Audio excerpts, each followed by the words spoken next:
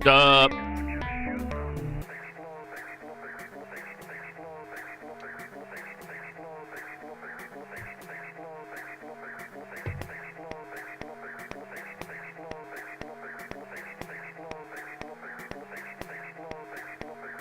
What's up, everybody? Welcome to the After Chat.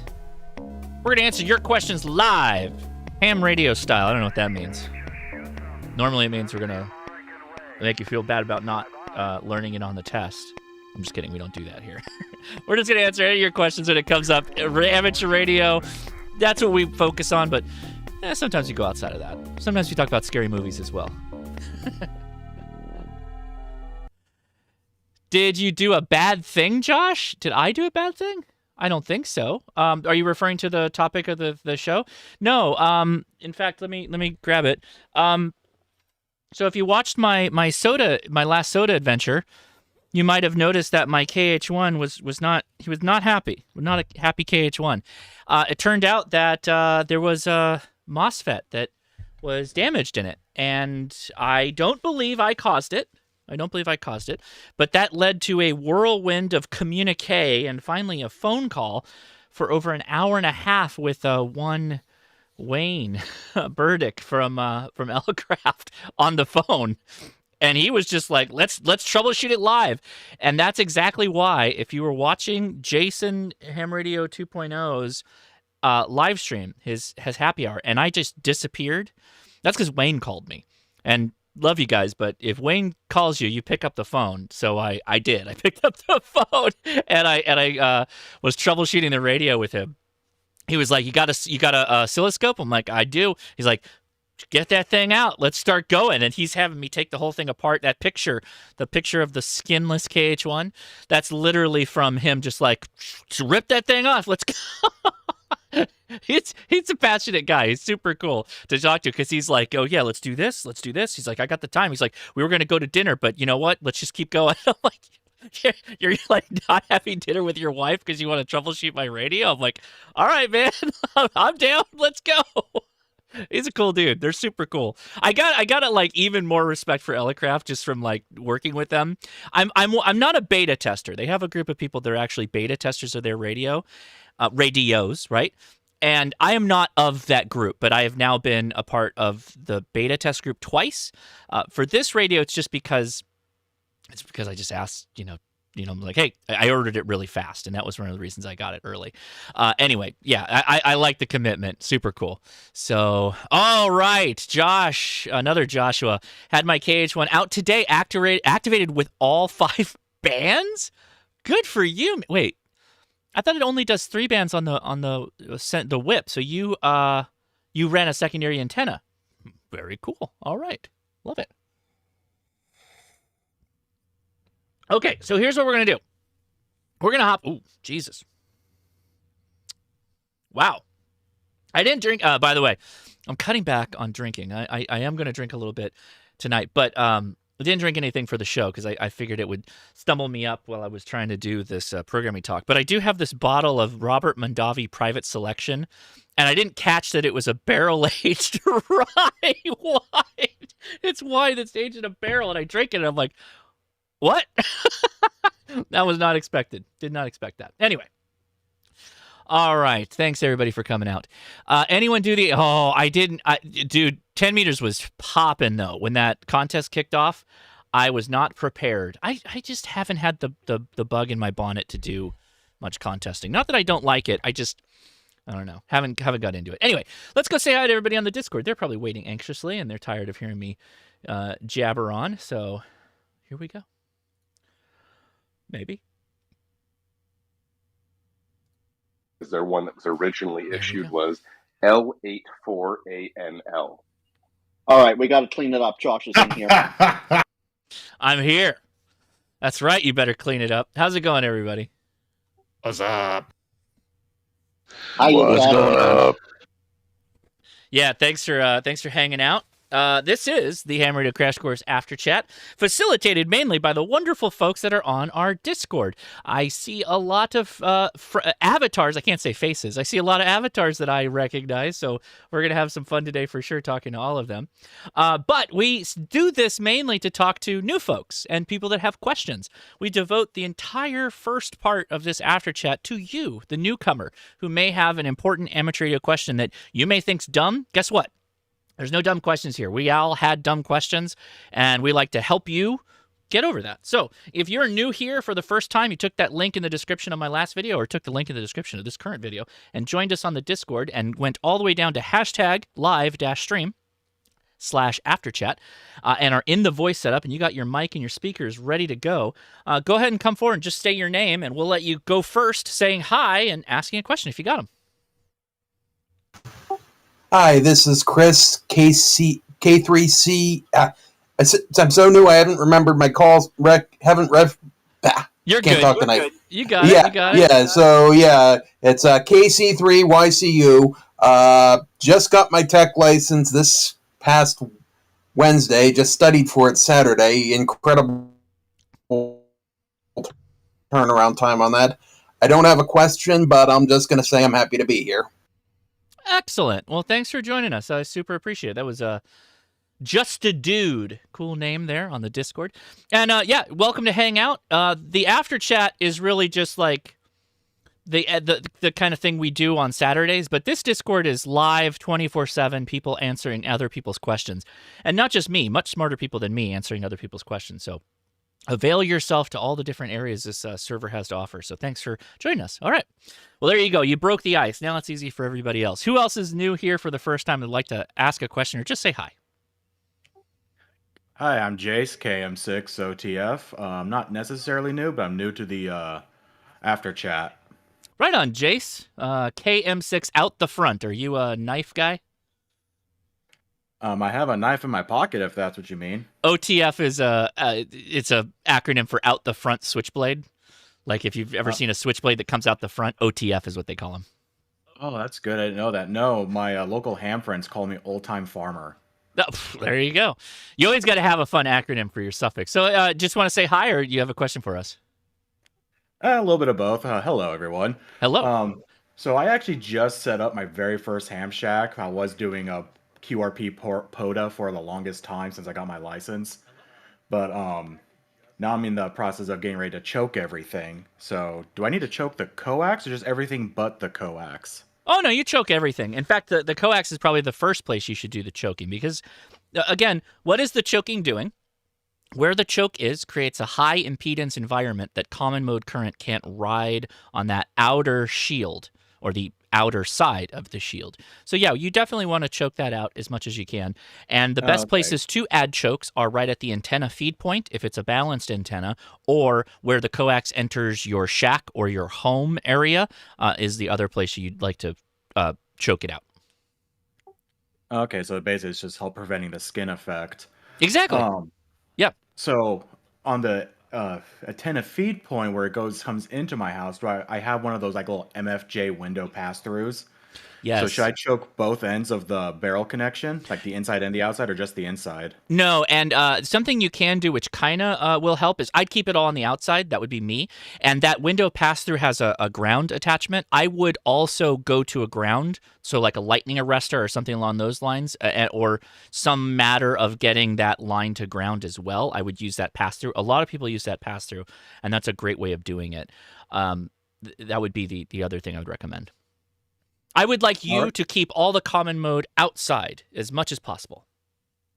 Okay, awesome, fantastic. I greatly appreciate the advice today and love watching your videos. Thank you for everything you've done. Absolutely. Thanks for watching. And as much as I like Ape's quote of always be choking, I think the better one is when in doubt, choke it out. That's mine.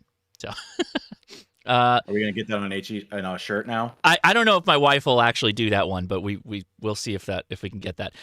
David Wilson, hey, so everybody that has a question in the text chat will take it, but you have to spell out question or at Ham Radio Crash Course so that I get notified. I just happened to see yours come by, and the chat hasn't gone crazy yet, so it was easy. Josh, just getting ready to do a cobweb antenna. Does anyone in the group have an opinion on a brand, or should I try to build? Well, if you have the capability to build, you should build because it's going to be cheaper in the long run, and you'll probably learn a whole heck of a lot if you build it. I know that if you were to go search cobweb antenna on YouTube, there was a hot minute a couple of years ago where MFJ was sending their cobweb antenna to like everyone, and there seemed to be pretty decent feedback on it. I know that OG was running his for quite a while. I think he still has his up, and he uses it as like a diversity horizontal antenna to go along with his big IR that he now has from Step IR. But anyway, who's got a cobweb? Don's going to say something. Go ahead, Don. Well, yeah, OG had a problem, or the deer took his out, didn't it? And then, but he did do a review on a portable one that like totally folds out and goes together, and he seemed to really like that one. That was about a year ago, I think. Yeah. Anybody else? Cobweb? And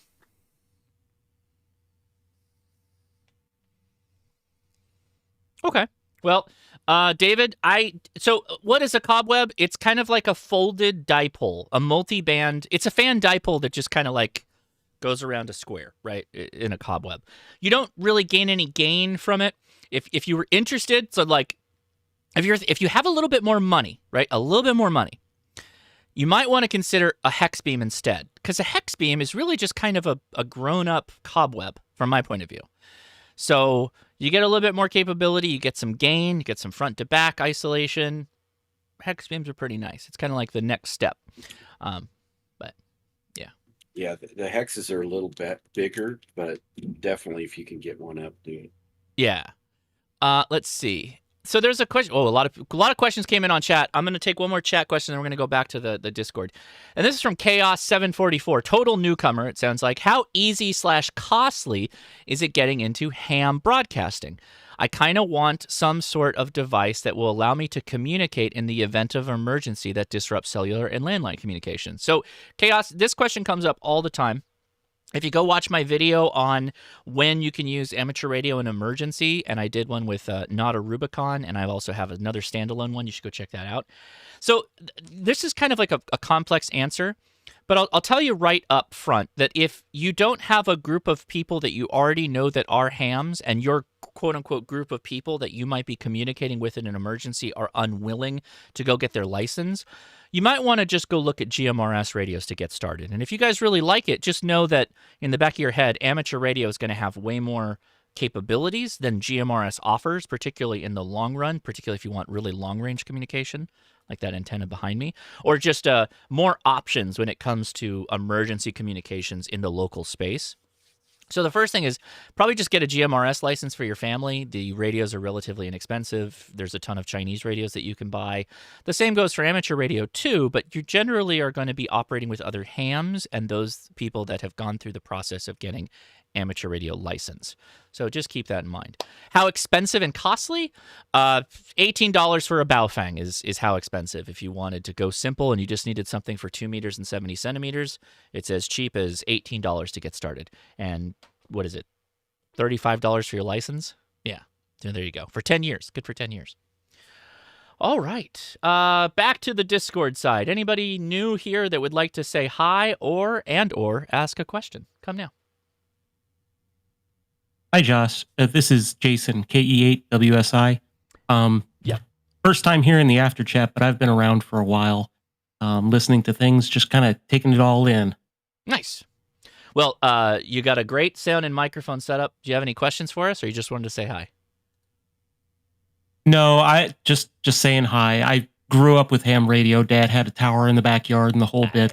And I remember climbing it as a child, and he get very upset at that. Oh, yeah. And so I'm less than a year into it, but really enjoying it. I see why he did it.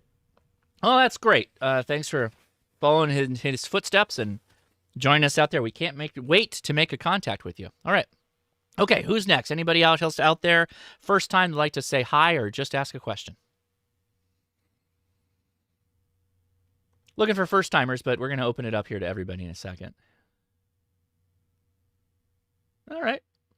Well, as more questions come in, we'll pause, and don't worry if you join us on the Discord and we're yammering and you can't wait to ask your question, it's no problem. We don't take big offense if you just say, excuse me, or maybe you say break, or you say comment, or you give your call sign. We'll take a moment and stop for you. But let's do this a little bit earlier. I normally, since I got started a little bit late, I want to go say hi to all my YouTube friends, and I saw a couple of them in there that I haven't seen in a little while. So wanted to say hi. Digital Rancher is first. By the way, Digital Rancher, thank you so much for that super chat you sent on Ham Nation for the QSL cards. I think that was a beautiful gesture, and I really appreciate it. Amanda really appreciates it, so thank you so much. Yeah. Hey, Josh. Hi, chat. Nice to hang out again this Saturday night. Yeah, you know, when Amanda raised her hand and said, "Hey, I'll print those things," I mean, that was just awesome, right? And that's, Yeah. I mean, that's just Amanda. So Yeah. I thought, you know, I know that's her business, but she still has expense and she has time involved. So I wanted to help out a little bit. Yeah, and I mean, I don't know how much this stays in people's memory, but I think everybody may or may not remember Amanda's father is terminally ill, and they run a family printing business. So losing him is like losing one of the people that run the company, and he's already kind of lost because he can't work right now. And so she's having a hard time keeping it all going. She's still doing it, and she's, working with her mom, and, it's been difficult, but she's a trooper. She's going to fight through it. If anybody's so inclined, the best thing you can do, if you're so inclined again, is go to any one of the episodes of Ham Nation, go into the description, and if you need QSL cards, take the link for Amanda's printing service. Not only are you going to get fantastic cards, but I think they are, from what I've seen, and when I was pricing them out, cheaper than all the other competitors. So I would go with her printing service if you can swing it. So that's my request of you all. If you're going to be printing QSL cards, please get them through Amanda. It'll help her out, help her family out, and it's appreciated. But again, Digital Rancher, thank you so much, and big shout out to you doing your live streams of lower satellites, man. That's super cool. Do you want to mention anything? Sure. Yeah, I've been having a lot of fun with that. Where I'll pick a couple of streams, typically on a weekend. I didn't get to do any today, so I'll be looking for some tomorrow.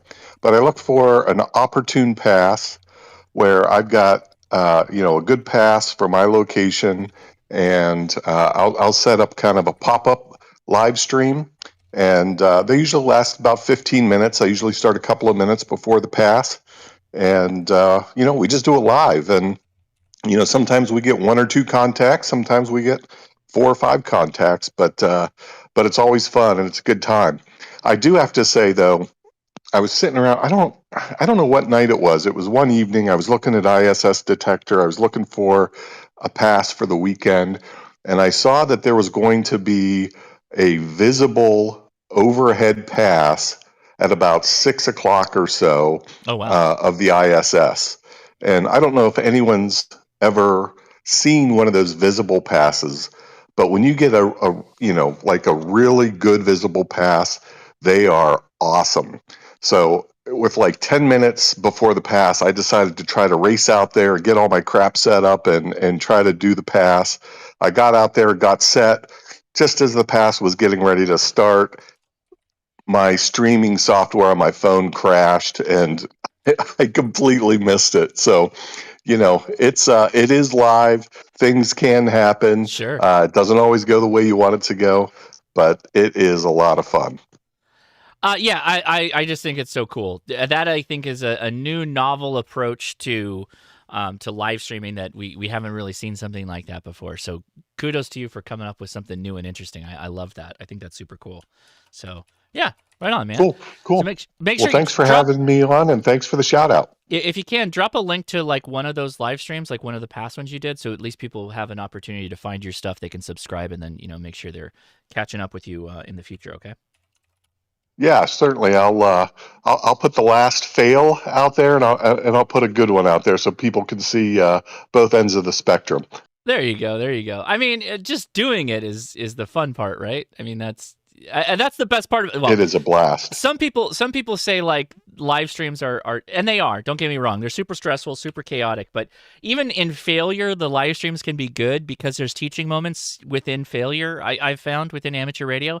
And I know that satellite contacts are no different. In fact, you probably have to be a little bit comfortable with getting skunked out in some cases, right?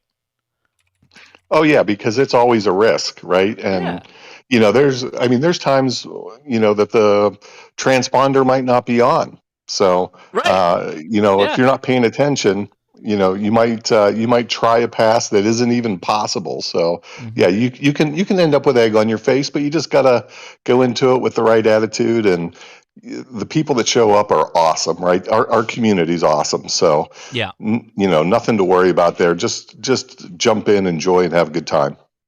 Well said. Well said. Yeah, very good. All right. Let's see. Going down the list, it was Digital Rancher first. We got Frank. YouTube's Frank. How's it going, man? Oh, Frank 2.0, because we can't leave Tank Radio out of that mix. The Dawn Army and the Frank Army. Good evening, Josh and everyone. Well, he gets to be Tank Radio in addition to Frank, right? You are just Frank. Do you ever watch was it Mystery Science Theater 3000? And they had TV's Frank. You're the internet's. You're YouTube's Frank. One day maybe. I have part 3 of my 5-part photo series coming out Tuesday night, leading up to Ham Radio Clubhouse, along with a bunch of other great guys like Tim and Jeff, and I've forgotten who else is in the group, but there's a bunch of us that put out videos right up to Ham Radio Clubhouse, and this week is part 3 of my video, and I might, during New Year's Eve weekend and shortly thereafter, have a few more POTA activations I'm going to be able to do, and they might include maybe some fellow YouTubers. Oh, all right. Very good. That's it for me. So thanks, Josh, and I'll be around listening as I make pancakes. Yeah, please hang out. Ham Radio for non... Oh, no, wait. Gray Man POTA. See, Gray Man is so Gray Man, and he blends into the background so seamlessly that I skip over him almost every weekend. Sorry about that, man. How you doing? No, that's okay. How you been, man? Hey, Footy, I'm just noticing you on the stream here, the horizontal green stripes in your FT8 hoodie. Are blended in with your green screen, so your background's showing up to it. I love it. Kind of cool. Busy week for me at school and everything. Or not school, I'm sorry, at work. So haven't had a chance to do much. I am going to try to get out tomorrow and do a POTA activation. And hopefully we'll get it filmed and get a video out this week. Excellent. Very good to hear that. Let's see. Then next, Ham Radio for non-techies. How you doing, man? I'm doing great, Josh. Doing great in my school and just getting better and better each week and learning more stuff. I just thought of something. I like to come up with new ways of making ham radio more fun for myself. And going out and doing POTA, it's always kind of the same thing. You go out there, you set your radio up, you set up your antenna, you go out and make contacts, activate the park, blah, blah, blah. Yep. So now what I do is I'll go out to the park, I set everything up. I'll activate on 10 meters, then I'll bump up to 17, make a couple more contacts there, go up to 20, make contacts there, and just keep going up the bands and try to get contacts on every band, like 10, 15 contacts per band. I'll switch over to something else. Yeah. Unless I get a pile up, in which case you have to work the pile up. Right. But I just like trying to keep it interesting and try to find new ways of just playing POTA and just coming up with something creative. Yeah, there's a number. We were doing this for a little while where we had nets. We were running our net on a start on 20 and go all the way down to 10 and back up and back down and all that. That was we only did that a couple of times, and I thought that was a lot of fun. I may have to go back to that again. That was really I cool. just think this thing is a little different than doing things the same way all the time. Mm-hmm. Yeah, I hear you. But yeah, that's pretty much all I got. I got a couple new videos coming out I'm working on for this next couple weeks before Christmas break. And I was telling Don earlier, I've been working on one for a month and a half. I'm just trying to gain all the data that I need, because it's going to be a little bit of a touchy subject. And I just want to make sure that I put out the proper information, not just blurt out things that are not researched properly. So Speculate. Yeah. Put up the sign that says speculation at the bottom. You're fine. That solves all problems. Well, I just noticed lately when I say stuff, I get a lot of comments about things, and my most recent video is just a 3-minute rant, but I put out the video about the spark plug antenna. Yeah. And I demonstrate it's a spark plug antenna. You have to attach a wire, and you have to tune it. And I show you how to tune it, and blah blah blah. This guy leaves a comment. How is that non-tech? He's like, dude, come on, give me some concessions here. If you're gonna get into ham radio, it is a technical hobby. Right. You have to concede. You might have to do this thing called learning and apply skill and effort to make it work. You kind, now that I think about it, you've kind of put yourself in a bit of a kerfuffle here, because you are ham radio for non-techies, but you're backing up to a very technical hobby. Right. But so tuning an antenna is the most basic thing you can do. I agree. So I guess it's how non-techie you are. Mike, it's not your turn yet. I'm just kidding. Go ahead, Mike. Go ahead. I had a comment. Yeah. I think came in yesterday. It just fits. This is on my everything you need to know about WSJTX and FT8 video. Yeah. The guy commented, apparently everything you need to know about WSJTX doesn't include connecting the radio to the computer. Bro, how much do I need to come to your house and do it? Is that what we need? Back to you. That's kind of what I said in my videos. Like, dude, short of me driving in my car to your house to help you tune your antenna for you, could you maybe pick up a cheap little, I don't care which analyzer you get, but if you learn how to do that, you've now opened up a whole new world. Right. Or a new aspect of ham radio you can take and use forever. Right. 100%. I know, I agree with you. I can only dumb things down so much. Well, I guess that's the trick that you have with your channel. I mean, I'm also ham radio crash course, which implies you're gonna explain how to do it as simply as possible. Is making it as simple as possible, and it's how you instruct people that becomes the, you took a 5-minute explanation and you draw it out to 30 minutes to be able to get people on the same page, right? That's the difficult kind of situation there. But I hear you, man. I hear you. I've definitely gotten those comments before. So thanks for joining us out there again. It's good to hear you. The pip and vinegar is back in your voice there. I can hear it. Oh yeah, absolutely. I've done a couple little personal changes in my life and the way my outlook on life and stuff. So it's just getting a lot better, and just every day's a new awesome day. And yeah, nothing's gonna get me down. I love it. Well, hang tight. We got some more people, but I did get a question that asked, how does a cobweb / hex beam antenna hold up in the wind? This happens to be my buddy Hex. When that is the buddy Hex on at San Clemente Island during field day under very high winds. You can see the mast actually bowing. That is that would take out a lot of antennas, and hex beams and cobwebs actually do pretty well because they're equally balanced. If you look in the background, in the background, there's actually a multi-element 6-meter Yagi. And that antenna, we could not rotate from that position because the wind was forcing the boom to be in that position. So even though it was a directional antenna and you can point it, the wind was so strong that antenna would not allow you to rotate it. Versus this hex beam, I could rotate it all day. It would just be a bit cocked like that, and it still worked great. We did fantastic. The hex beam just does great. But that's the Buddy Hex for everybody who's curious. Not an inexpensive antenna, but absolutely wonderful. Don, go ahead. The killer to both is ice. Oh yeah, good point. We I don't have that problem, Don, but yes. No, I don't either. Yes, but at least not very often. Right. I hear you. Right on. Okay, ham radio. Here's another person we haven't heard from in a while. Made a couple of videos too. Ham radio pen pals. How you doing, man? Paul? Good. I know. I've been traveling. I've been traveling a lot. This guy's going all over the place. Where you been so far? Well, we were up to Atlanta for Thanksgiving for my birthday, and it was great. Got to see family. My one of my nieces is getting married. She got engaged, and we ended up having to actually wear pants and take pictures. So it was chilly.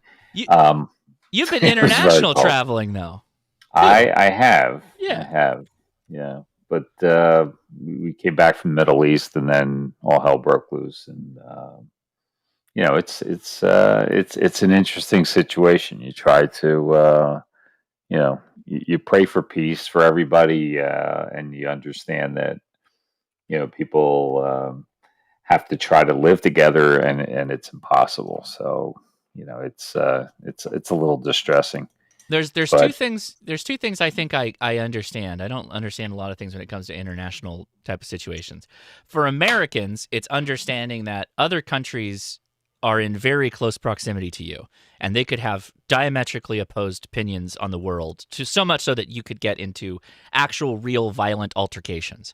And then that is correct. for everyone else that doesn't understand America, it's freaking huge. International people do not understand how big our country is. They do not get it. Like they have no concept. So when we talk about distances, where it's almost like we're using completely different sets of measurements to discuss things. Right. Yeah. Yeah, I mean, I was I went to Lebanon and came back into Israel, and you cross the border, you don't even think about it, because it's like, okay, here's my American passport, and I just want to go visit some friends in Lebanon, and now it's like that whole border is shut. You don't want to go anywhere near it, and a lot of people are getting killed, and yeah. It's kind of heartbreaking because Israel's a beautiful country that I never really had any real connection to, and I was kind of skeptical about going, but when I went, after 3 days of my head on a swivel, thinking that there are people with vests walking around and stay off of public transportation. Next thing you know, I'm taking a train from Tel Aviv to Haifa, which is about an hour, and I felt very safe there. But it coming back, and then a week and a half later, they had the terrorist attack, and it was just it's just mind blowing. I had literally had just been where that occurred, and it's like I have friends on both sides, and there is no way you can easily pick sides and not make half of your friends pissed off and the other half going, yeah, that's right. Yeah. So It's I don't even try to try. stay out of it. No, I don't even don't. try. I stay out of it. But I love the new glasses. Oh, thank you. On you, they look great.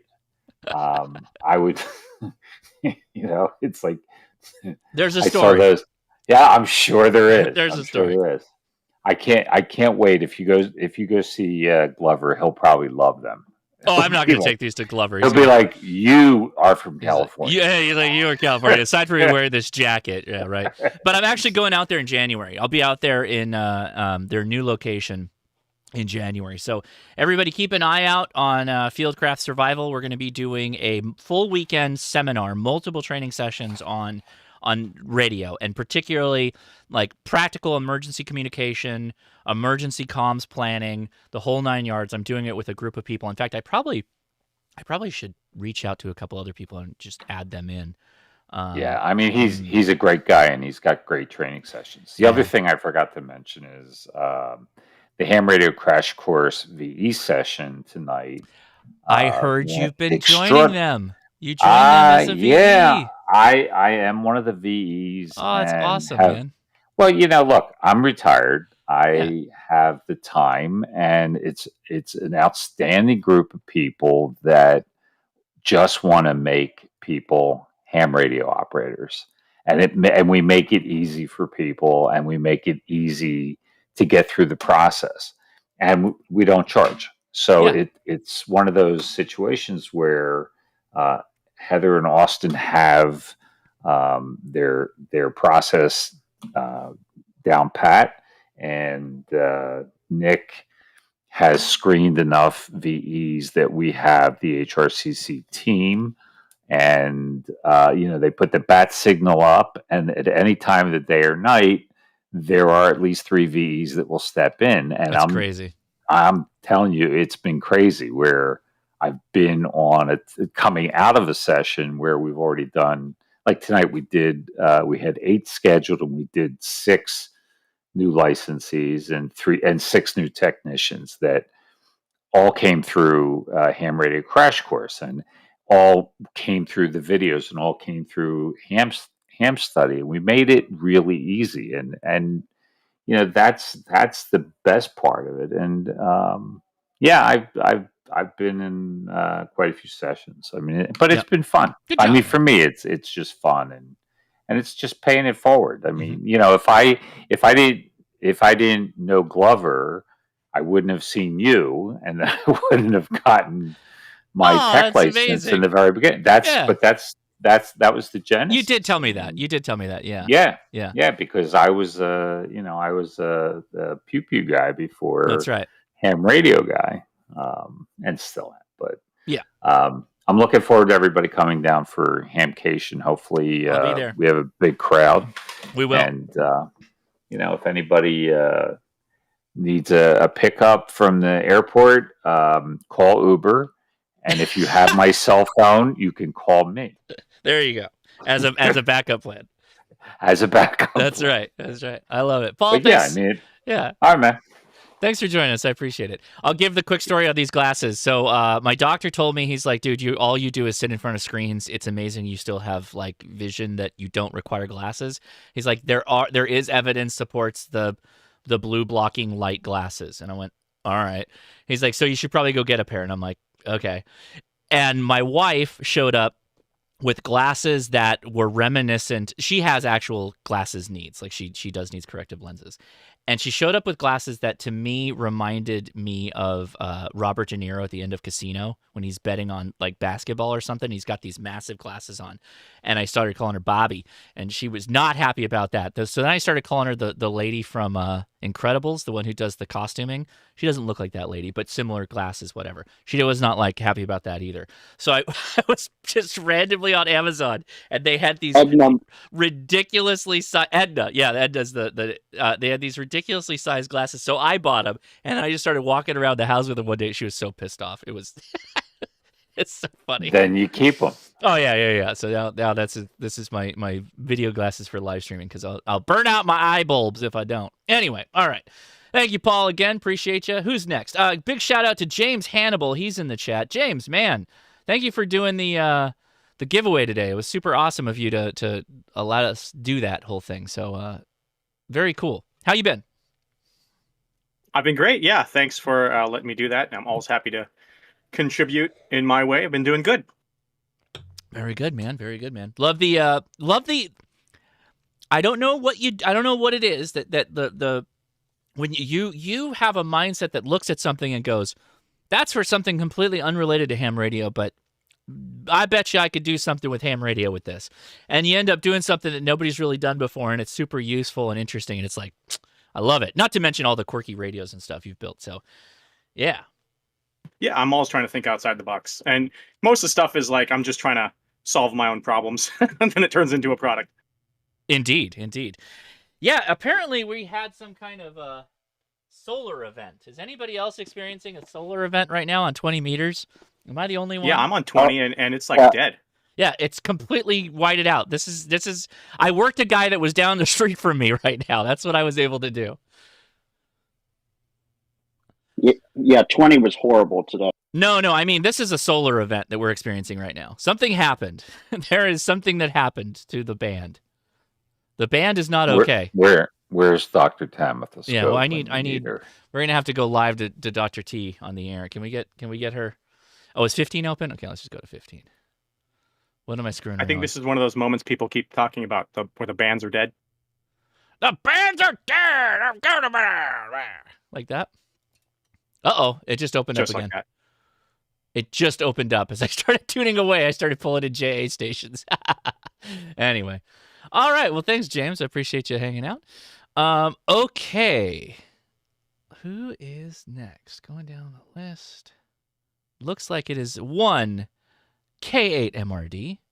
How you doing, man? Well, I'm absolutely fantastic, and I hope you're even better. How is everybody feeling this evening? I'm doing well. I'm doing great.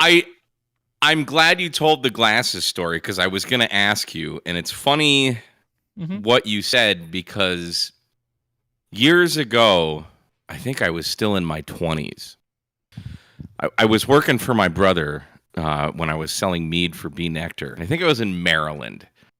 And it's either Maryland or Virginia. And my sunnies broke. And I went to the drugstore and I'm like, I need a new pair of sunglasses. Because I wear contacts. Right. Generally. And I bought a pair of aviators because I thought that it would make me look just ridiculous. Like, because I don't care what I look like, right? But I actually ended up liking them. Mm-hmm. And then fast forward to like 2012, I needed new glasses because when I take my contacts out, I can't see, so I have to wear glasses.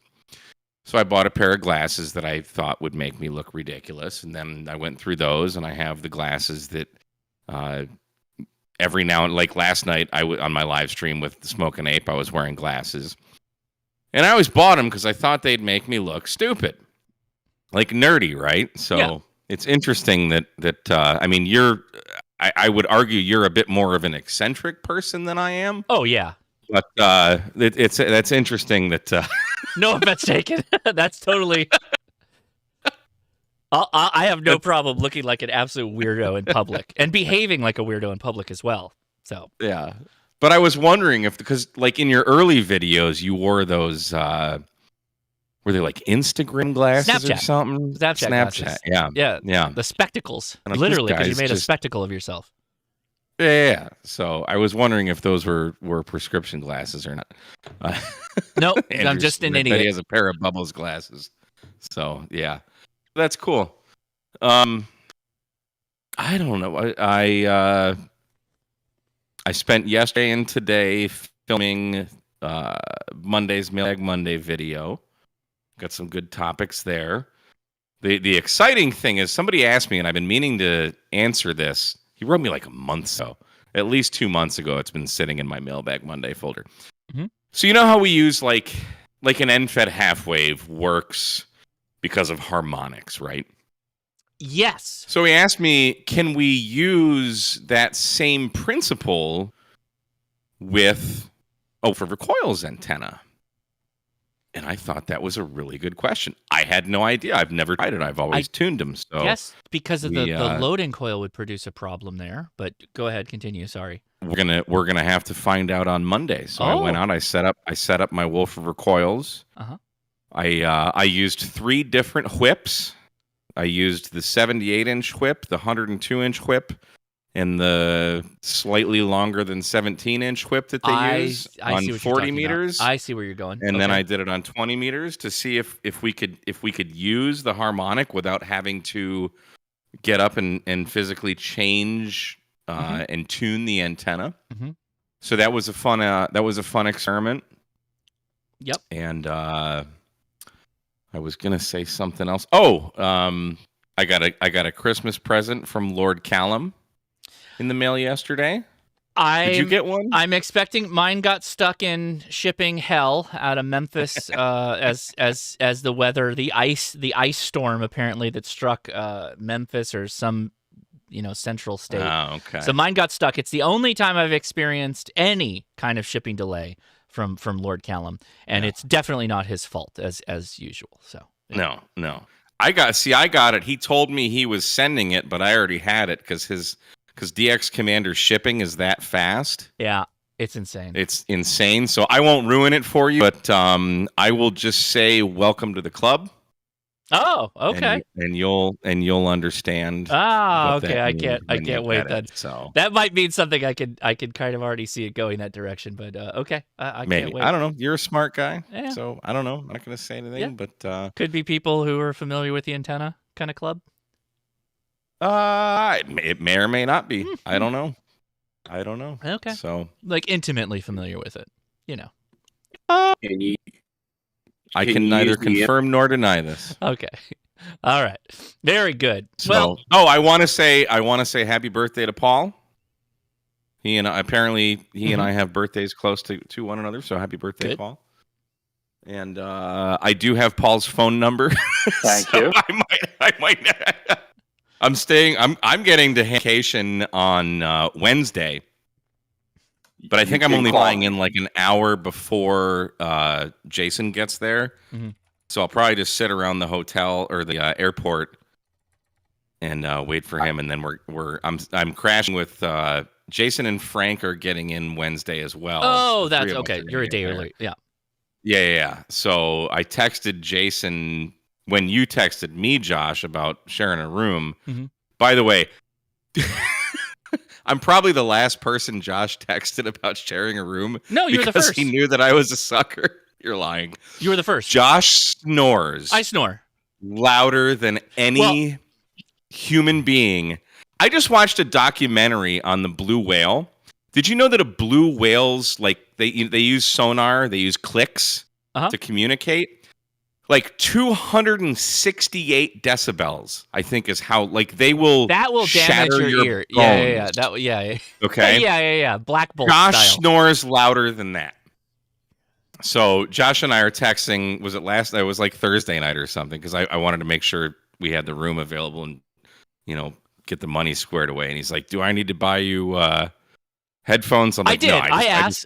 I put in. I found the solution. I'm like, you may get bombarded by pillows in the middle of the night to shut you up from snoring. But the solution I found is just put in your earphones and put on some Pink Floyd, and you'll get right to sleep. If we do stay up. Last year we did stay up pretty late every night drinking at the hotel. Maybe. Imagine if we ran into that Irish girl. Oh my God. I did ask Leia about this. I was like, so Leia, how bad do I snore? And she's like, yeah, you generally snore pretty bad, but it's always worse if you stay up really late and you've been drinking all night. So great. You just got like peak snoring. And I'm like, okay, I'll pass it on. How long have you and Leia been married? 12 years. Yeah, 12 years. Okay, so yeah, she's 2008. immune to it. I've only slept in the same room with you twice. So was it 2 or 3 almost times? 15 years. Oh my gosh. I think it's we're coming up on our 15th anniversary. Wow. That's I hope she's not listening because she'll be pissed you don't remember. Okay, so oddly enough, so check this out. I did a sleep study. I brought home the whole equipment. I was concerned about that myself. I brought home the whole equipment. I wore the thing, did the whole deal. I've tried all kinds of different things. The wedge pillow, mouth tape, stupid things you put in your mouth. I haven't tried that stupid tongue thing yet, but whatever. We're not trying that. No, we're not with you and I. No, I did the CPAP thing. They said no, you're fine. You're totally fine. Oddly enough, my wife needs a CPAP, but I do not. Imagine if there was like a really big walrus in the room. Yeah. So that's what it's like. There is some evidence that supports the fact that snoring, yes, it could be medically related, but also could be some form of evolution where we develop snoring to keep the wildlife away from us, the wolves at night, if you will, when we were out in the wilderness. So that's all I'm doing, Mike. I'm just trying to keep us safe while we're trying. You're already in beta testing with that, then. Like I know for a fact that I snore. Like my girlfriends have told me, like I snore. One of my girlfriends like freaking elbow me and just beat the crap out of me at night. Yeah. It's not gonna stop. You're a different breed. So anyway, we didn't come here to talk about snoring. But let me just say one thing, Mike. You were the only person I mentioned about rooming with me because I know I snore, and 2, you put the headphones in and you sleep. Versus, I don't think other people would do that. So you're the only. I would have just slept by myself. I'll just buy the room by myself. I don't care. I only offered it to you because you're the only person I think that would even consider that as an option. Well, it's the ham radio way. You have a problem. And you found the solution. That's it. You did. Well, dude, honestly, dude, we had a great freaking time. It's literally one of my favorite times so far going to any kind of ham fest, the one that you and I had. I mean, we made insane. Was it like 2:00 in the morning when you set up the J-pole on the ceiling light with your Pico APRS? The beacon and update the firmware on it? Yeah. And then, of course, the Conor McGregor memes for everybody who missed that. There's only 5 of you that were there. Oh, my God. Was Digital Rancher there? Were you there for the Conor McGregor? I don't think he was. Was he? He wasn't there, right? I don't think Rob was there. You were there, Paul. I was. Kyle was there. And He Mike was. KMRD? Well, no, Mike was there. Yeah. N8YO is what I mean. N8YO. Oh, I sorry. was Mike definitely NAYO was And there. the other Mike. And then was there somebody else? Yeah. I can't remember. Dude, that was I was wild. too fixated on the girl in the green dress. That was wild.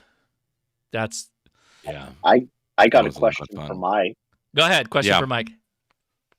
Mike, how many Dear Santa emails have you gotten so far? That is the biggest fail in I Hammer heard about Clubhouse it after the history. fact. I think 4 now. Wow. I'm Yeah. amazed it was only 4. I thought it would be I a think- lot more. Okay. Liberty Cave emailed me.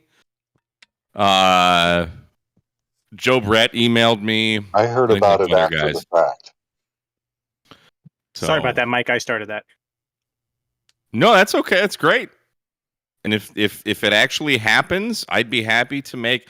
Listen, I'm the last guy in the world to celebrate Christmas and all that stuff, but if I got enough of them, I think it would be pretty fun to make a Mailbag Monday before Christmas. So, spill the beans. Whoever started it, go ahead and tell the gang how what it is and what give us the info.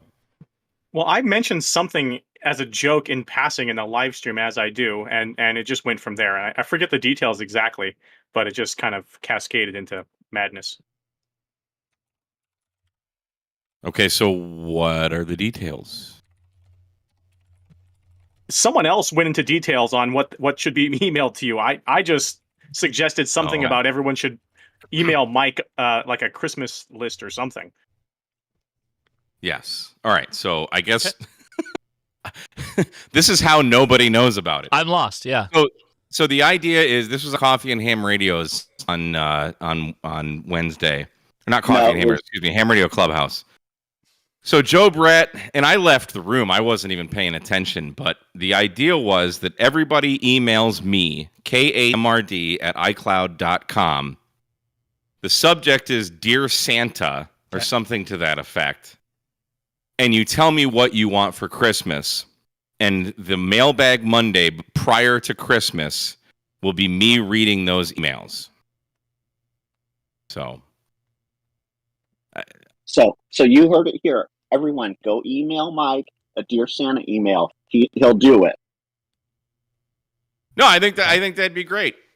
There you I've go. never done anything holiday related because I'm not a holiday guy, but I would be up for that. I think that's fantastic. And if you guys need me to be your voice, your vessel, as it were, betwixt Santa Claus and I, and you need your Christmas wish list broadcast over YouTube to the whole world, send an email, KAMRD@iCloud.com, what your Christmas wish list would be. I think that would be a fun show anyway, just to see what everybody would want. I think that'd be fun. And you got to dress as Santa. You got to dress as Santa. Well, that's not going to happen. Well, but- no, like you could do like a satanic Santa, like a black suited Santa. You could dress as Satan- Krampus. Yeah, Satan Santa. You Yeah. could But dress- I do it. I'll do it. I'll record it with pants on. There you go. Mike, one other thing you can do is when you're reading off the list, if you see something on the list, you can put your affiliate link next to it and say, Right, Oh, that's the there you link. go. That's the tip. Yeah. The problem with go. that is I don't have. Well, I could. I don't have an affiliate link for coal. So that, maybe Oh, that maybe could you be can arranged. find one. yeah, I could think do there that, is so. cold candy, actually. No candy. Just I feel like some good lump charcoal from Texas. Like some post oak charcoal or something. I don't know. There you go. But yeah, I don't know. Like I mean, I like Christmas to a degree, but it's just not my thing. Like Thanksgiving, I think is probably the 4th of July or Thanksgiving are probably the two holidays that I care about. I'm not religious. It's shocking, I know, but those things just don't mean much to me. But no, I think that's a great idea. I think that'd be a lot of fun. So and then Josh will have his annual Christmas light antenna thing. I will Probably the week after that, or I don't know. It'll be around the same time. It's like so, the day before Dude, Christmas I'm- this year. Is it really? Yeah, I think my live stream is like the day before Christmas, the 23rd. So a couple days off of Christmas. Yeah, I was going to say I don't know. Christmas is Monday, so it would be. I get that. things. Speaking of that voice is one life at terminal velocity. How you doing? Sorry, Mike. Finish up. Doing all right. No, that's pretty much it. Just send me emails if you guys think it's a good idea. If not, I don't care. All right. There you go. Send them an email at, what was it? KMRD at iCloud? iCloud.com. iCloud.com. Carlos, you got a cold, man? You sound like you got a cold. Are you all right? No, I'm fine, I think. I hope. Maybe it's just the microphone. Why can't I find you in the chat? Where's your name? It's right there. It says Carlos Felix, -VE something rather other. You're Carlos. Oh, okay, that's why. I was looking for life at terminal velocity or something like that. I got you. What have you been up to, man? Do the shout outs. Guys, by the way, all the YouTubers, link your stuff. Drop it in the chats. You guys don't avail yourself of the free ad space. Mike missed out on saying something about it, but he has a POTA school. So if you haven't signed up for Mike's POTA school, the next class takes place February 31st. So sign up. There you go. POTA school. Correction. Excellent. It's February 31st and 32nd. Okay. There you go. It's a 2-day class. Don't forget. Having fun out here, Josh. How about you, man? I'm good, man. I'm good. So yeah, appreciate you coming out and joining us, man. The bands are like dead. what happened? 40. People 40's doing okay. People say that, but I was out at a park the other day, and people were saying the bands are dead, and I made 100 and some odd contacts in 10 meters. So I don't know. No, I agree with Josh tonight. They're like extra dead. I see 5 people on 40 meters, and usually 40 is packed. Yeah, you can see my screen here. I think we had a solar event. I think we're all just coming out of a solar event right now. Wow. 40's going to be the first. Josh, It's starting to pop up a little bit. It is, yeah. I mean, it's coming up a little bit now, but hoy buddy, or how buddy, it was pretty bad. Not for nothing, Josh, but are you sure that the dummy load is not in line? I checked. That was one of the first things I checked, Carlos, because there's nothing I remember more clearly in my mind. I was on that call. I was in that live stream where you were like puzzled by what the hell was going on, and it was that damn dummy load that you had on. Did you make a contact on it though, or no contacts? No contacts, right? No contacts. No contacts. My goodness. Oh my goodness. I mean, I was able to receive. I just wasn't able to transmit worth a darn. So. Oh my gosh. All right, I think I sorted some things out. It's coming up a little bit, but hey, buddy. Oh, look at Don. Don's got a hot list going. Yeah, it's packed. Packed. It's packed. Here, let me remote into my station and see if I can see anybody. Got to run around the house and like kill all the lights. Also, we are suffering from Christmas time, which means all the pulse width modulation LED controllers are absolutely wreaking havoc on my radio right now. So I am on the downside of all that. But the show must go on. Everybody's on 40? Yeah, everybody's on 40.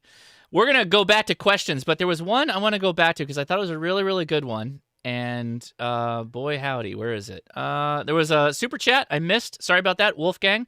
I want to do general. I was wondering if you soon to update the general license lessons. I am Wolfgang. I get asked like probably not once a day, but multiple times a week about that. I'm sorry I haven't done it, but yes, I plan to update that. Yes, I have to. So thank you for reminding me. I will continue to do that. So. Here's a good one because we got a couple of YouTubers in the house. Question. Can you make a recommendation for cameras to use with YouTube videos under $1,000? And for everybody that's watching and thinking under $1,000, yeah, that's easy to do. iPhone. Yeah. iPhone would be the way. There's lots of options. The concern and question is, Chase in YouTube says Sony RX100. I don't know about that. I'm of multiple minds on that. I'll dive into that a bit. The thing is that it depends on the type of videos you want to make. It really does. If you're just going to do like a talking head video, like sometimes Mike does and I do, then there's certain solutions for that. If you're going to go do field videos, again, like sometimes Mike and I do, then you're going to have a different potential setup for that. Now, Mike does everything with an iPhone, and I'll let him go further on that. There are a ton of things that you can use, ton of different cameras you can use. I'm pretty much fully single lens DSLR type cameras at this point. I do use my iPhone occasionally, but I mostly only use cameras that have a body that you can swap the lens out, because with the lens swap I can go to a long zoom, to a short zoom, to a wide angle. I can do all kinds of stuff, and you can get into those to start for under $1,000, but the lenses start getting really expensive. So there's kind of a nuancy type question there. The Sony ZV-1, yeah, ham radio for non-techies. I have a Sony. Actually, this camera right here is a Sony ZV-1 or ZV-E10, which is basically the same thing from my point of view. If you want to get down on the cheap side, a GoPro or a DJI Action 3, either one will work really well. What's the other company that makes a 360 camera? They also have an action cam that just came out. Insta360? Yeah, Insta360 just has a brand new camera that just came out. I know a lot of people have had problems with GoPros. I haven't had any problems with my GoPro. I haven't had any problems with my DJI Action. I can't use my DJI for tandem video. So in my drop zone, we're required to use GoPros because of the field of view of the GoPro. Oh, yeah. That makes sense. GoPros are great. Even then, GoPros are good if you don't want the super hyper, barrel, defected camera lens. They can standardize, they can make it square-ish. And those work fine for a lot of stuff.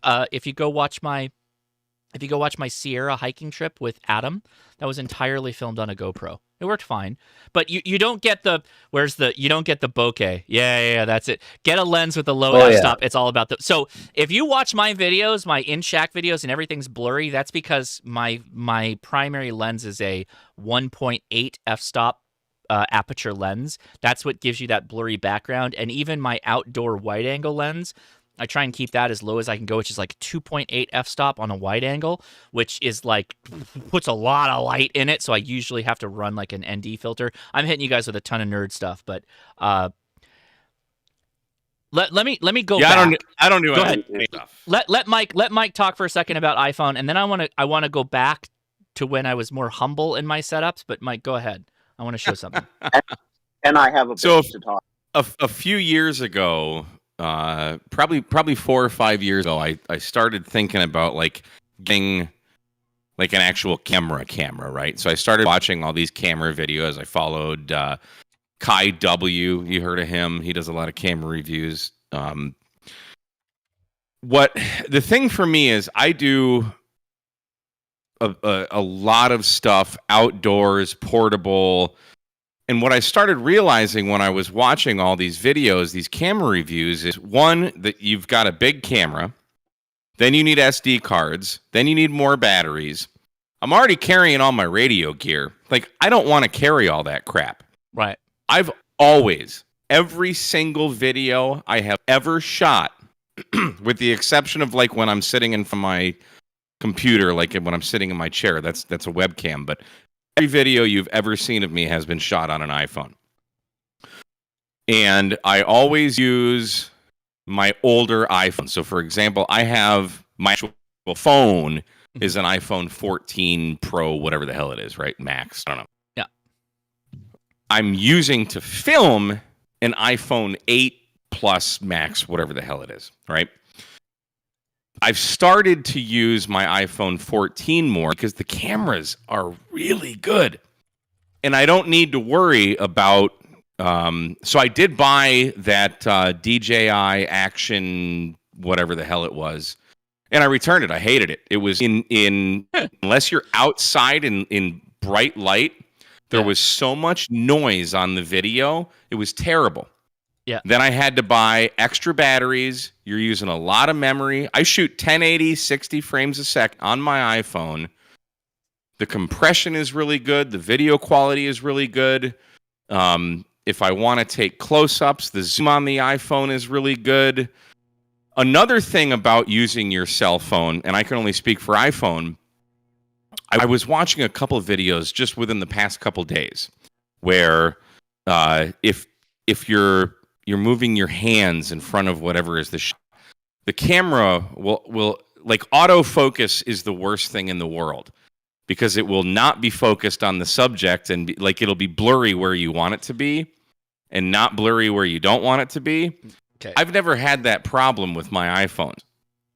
But I can also, if I want to lock in on the subject, I can just long press the screen and it'll do all the light settings and everything and it'll just lock it. So they have great image stabilization. Like iPhone, whether you hate Apple or not, I don't care. Apple puts so much focus in how good their cameras are. And I'm not even talking like megapixels. I'm talking about just how the software uses their camera lenses, and they're phenomenal. So that's what I have to say. Just if you want to start YouTube, just get your get your phone out of your pocket. I don't disagree. Don, go ahead and say your thing, and then I'm gonna take it for a minute.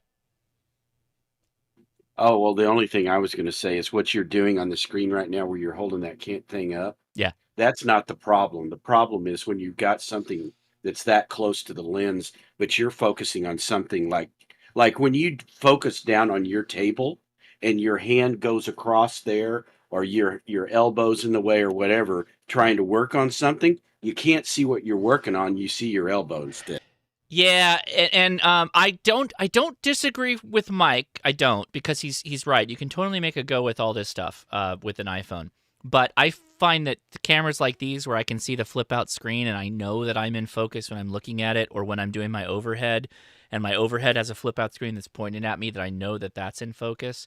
I will say that, like, if you want to spend a little bit more money and buy a better camera, the Sonys have this type of autofocus where you get just fantastic response and it dials right back.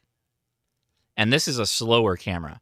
This is a way slower camera, and it's running off of a green screen, so it's going to be a little bit, weird.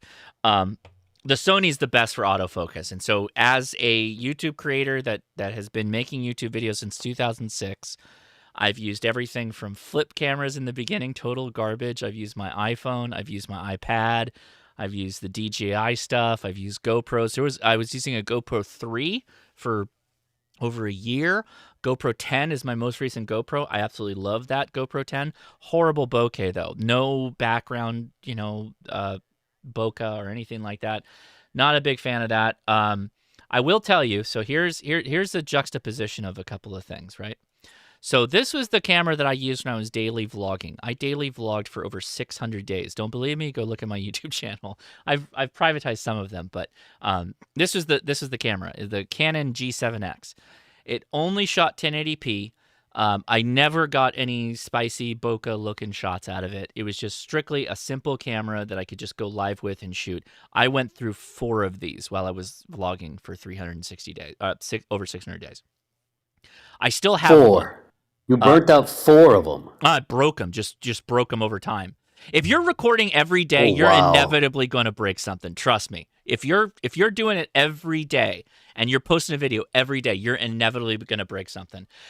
With that said, this is an okay camera. Okay.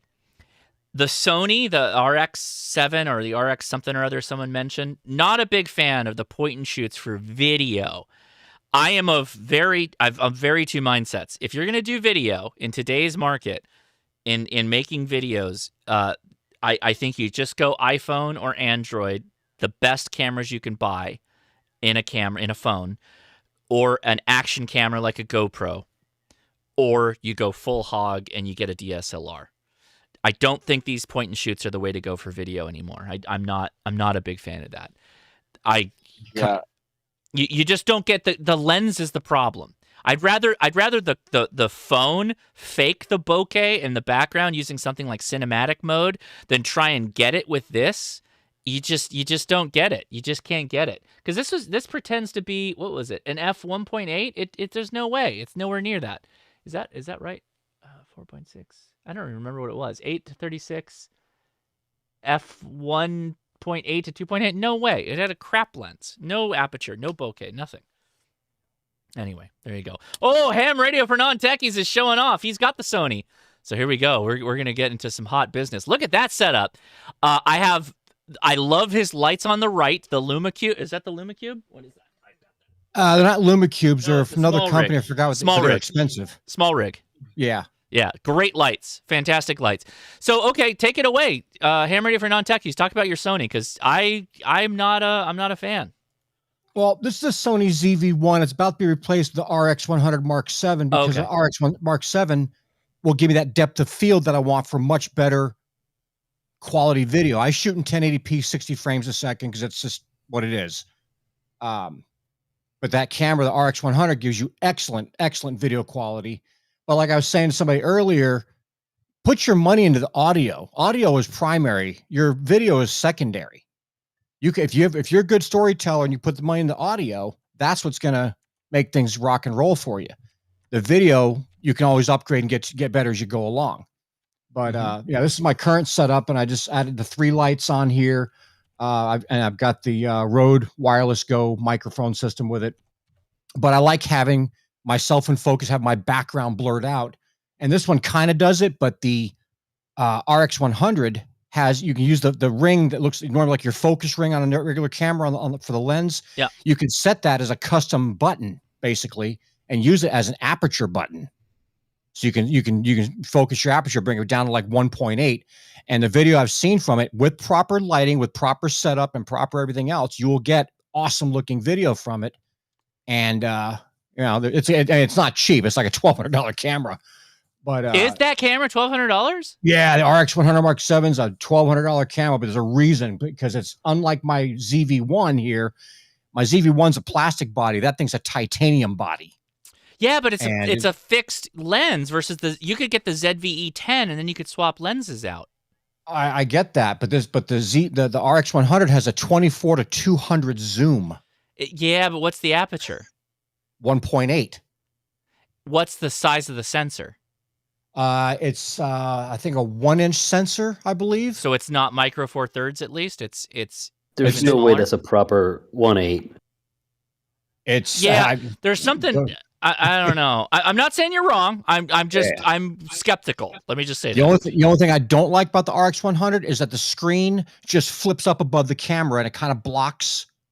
You can't put you can't use anything up there and have this. The screen just pops up. See how on mine the screen pops out to the side and you can flip it around and it's out of the way of everything.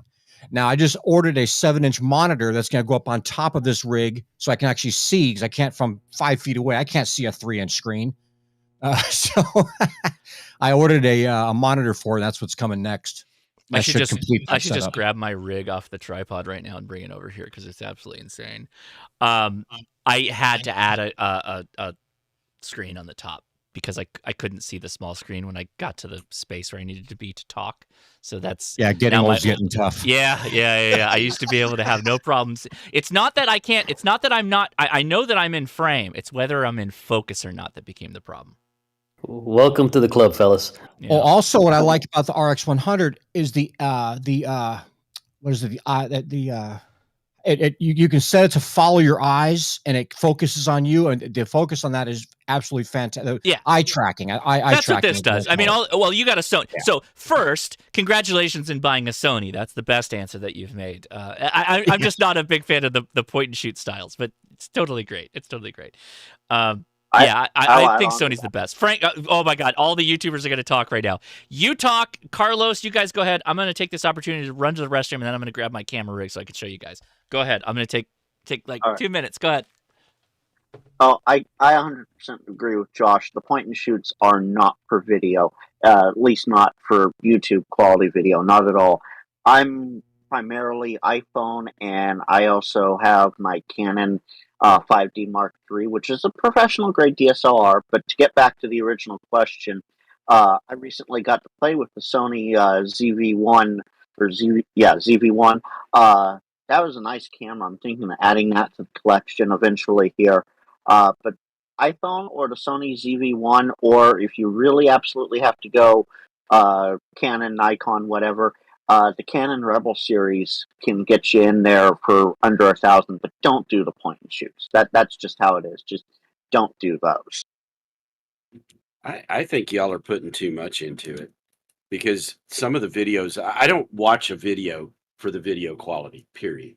I don't. Oh yeah, you bought you for the audio and for the storytelling of what the video's about, Yeah, right? yeah. What's the videos Yeah. about? Not even the. Well, I mean, you got to be able to hear it. Now I just posted a Other link than up. that, don't care. I just posted a link up to a comparison of this $5,000 Canon professional grade camcorder versus the RX100 Mark VII. And the RX100 Mark VII out of the box beats it in almost every single thing except for the zoom. So you're talking about audio. Hang on, and, I'm going to you know- jump in here for a second because Go for it. Carlos can attest to this. Black Magic Design, who makes DaVinci Resolve, Yes. just released about a month ago a free app. It's only on iOS right now, but a free camera It's glorious, though. app It is that glorious. does everything you would ever want to do with a camera on your iPhone. Yeah. Are they going to It's- release that for Android at some point? That's what At they some say. point, yes, but they released it for iOS first. But Right. it is an amazing app. I haven't used it much. Carlos and I were talking about it, but Carlos, maybe if you want to chime in there, because listen, nobody's buying whatever this Canon XF605 in the chat here. All right, here it is. I've shot. That's It's the- Josh's stream, so I'll defer to Josh. This is Yeah, this is what I shoot on right now. This is the Sony FX30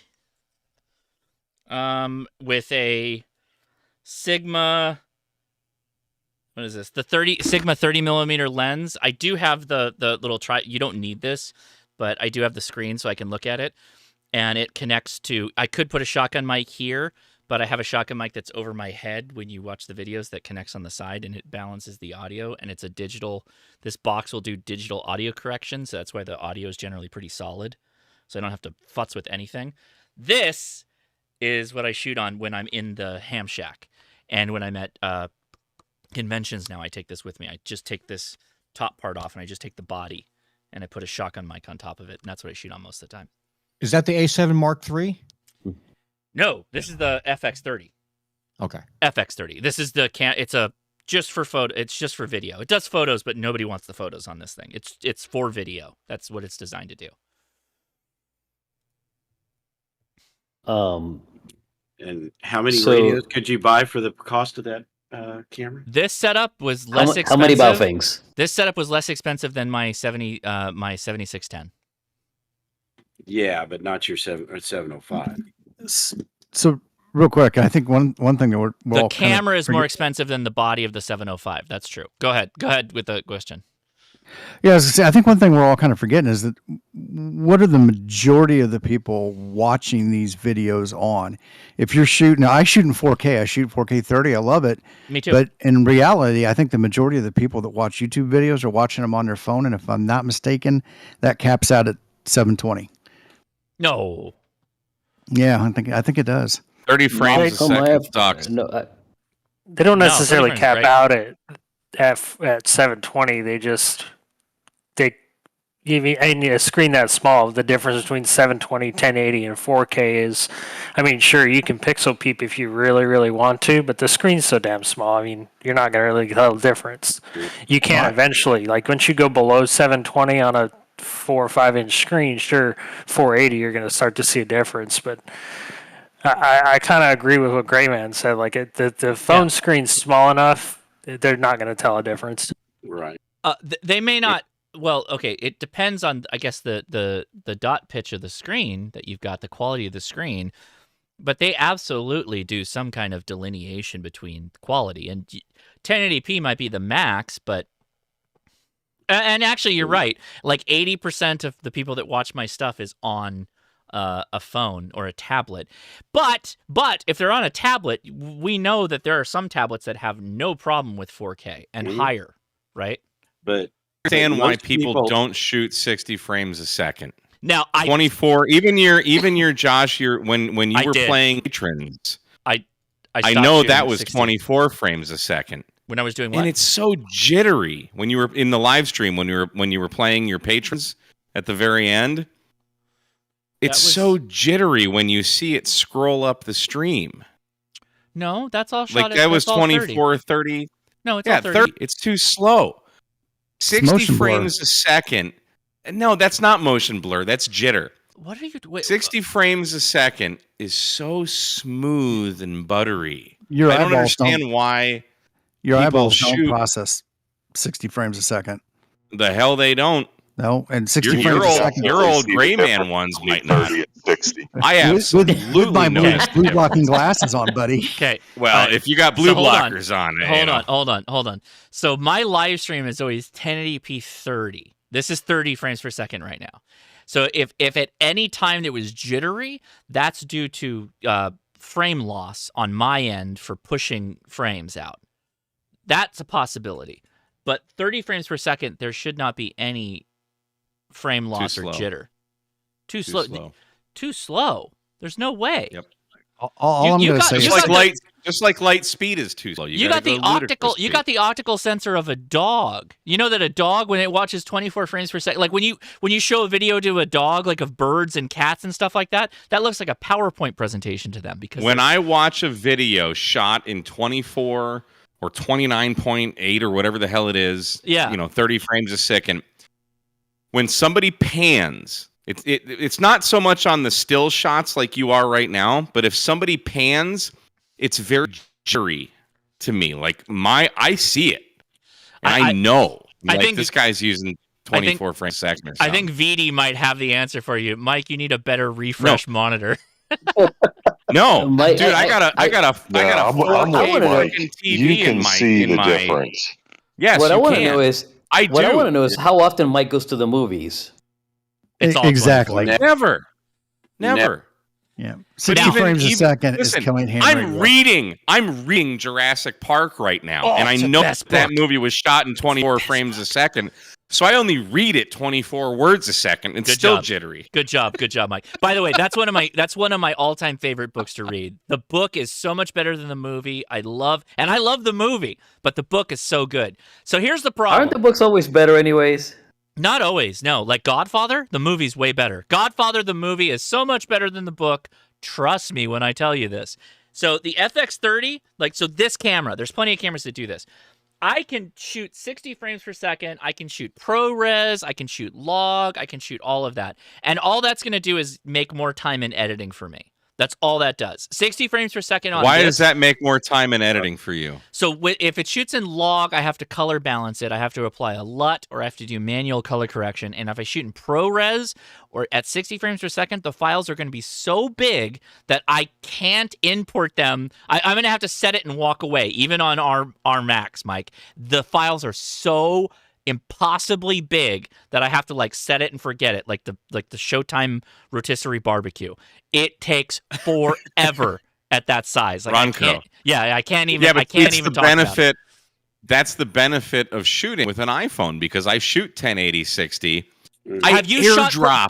Take your phone. Take your phone and you got you got the old one. No, you got the old one. No, even if I'm on my 14, I don't shoot ProRes. I don't shoot RAW. I shoot. What are we talking? Is it HEIC? I don't know. The whole question wasn't the original question. Like, what was? What's the sub $1,000 camera? Yeah, we're definitely we've gone down the YouTube rabbit hole. Okay, we need to go back. Pull to your phone out of your pocket. Radio. Well, I'm not getting into different types of. RAW is obviously going to be a ginormous file. Yeah, you don't even shoot RAW anymore. That's impossibly huge. No, for 4K, that's huge. You don't even. So if you just shoot on your if you just shoot on your phone, I airdrop. I don't even connect my phone to my computer. I airdrop all of my video files to my computer, and it might take 5 minutes if I have 5 gigs of footage. The iPhone compresses enough, but I don't do any color grading. I'm not like I'm still very early in learning how to use DaVinci Resolve. I've only been using it it'll be like 2 years in February. If you So shoot like with the I'm still Blackmagic new to app, you this. don't have to worry about the color grading. That's one thing that just using the Yeah. Blackmagic app, it's been fantastic. My last 3 videos I've done that way. Oh, and on the it iPhone, cut Blackmagic the iPhone color. app? Yeah. Yeah, we So covered good. that It's while you were fantastic. away. So good. It It's is so fantastic. good. It's so good. So good. See? And there's no color grading to be had. It's the color's right all the time. I love it. It's made my editing so much easier. Yeah. And Josh, So good. Oh, I love that app.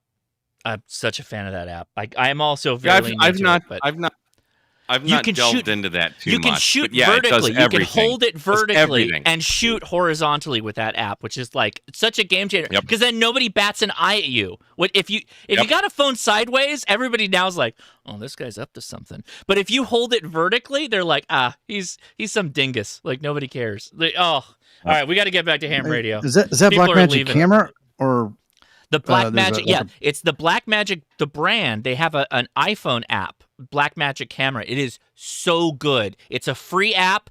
You don't need to mess with any of the paid for stuff. It is so good, so good. Trust me. So trust me. go to the App Store and type in Blackmagic, all one word, Blackmagic Camera, and it's by Blackmagic Design. Okay. Only on iOS for now. So you Android users buy an iPhone and get a real phone. That's right. That's right. Good answer. I've got. I just downloaded Yeah, it. it's fantastic. It's amazing. It's so good. So By the way, or you just can- watch YouTube videos of it. It's But fantastic. by the way, Josh, you can also enable vertical video recording on it. By default, it's not on, but you can enable it Mine after is. in the Mine was settings default. Mine was default. to enable. So you can Oh, you mean record vertical horizontal shooting. video. Yeah. Exactly. Yeah. So you can shoot both ways on it, and it's fantastic. I don't want to.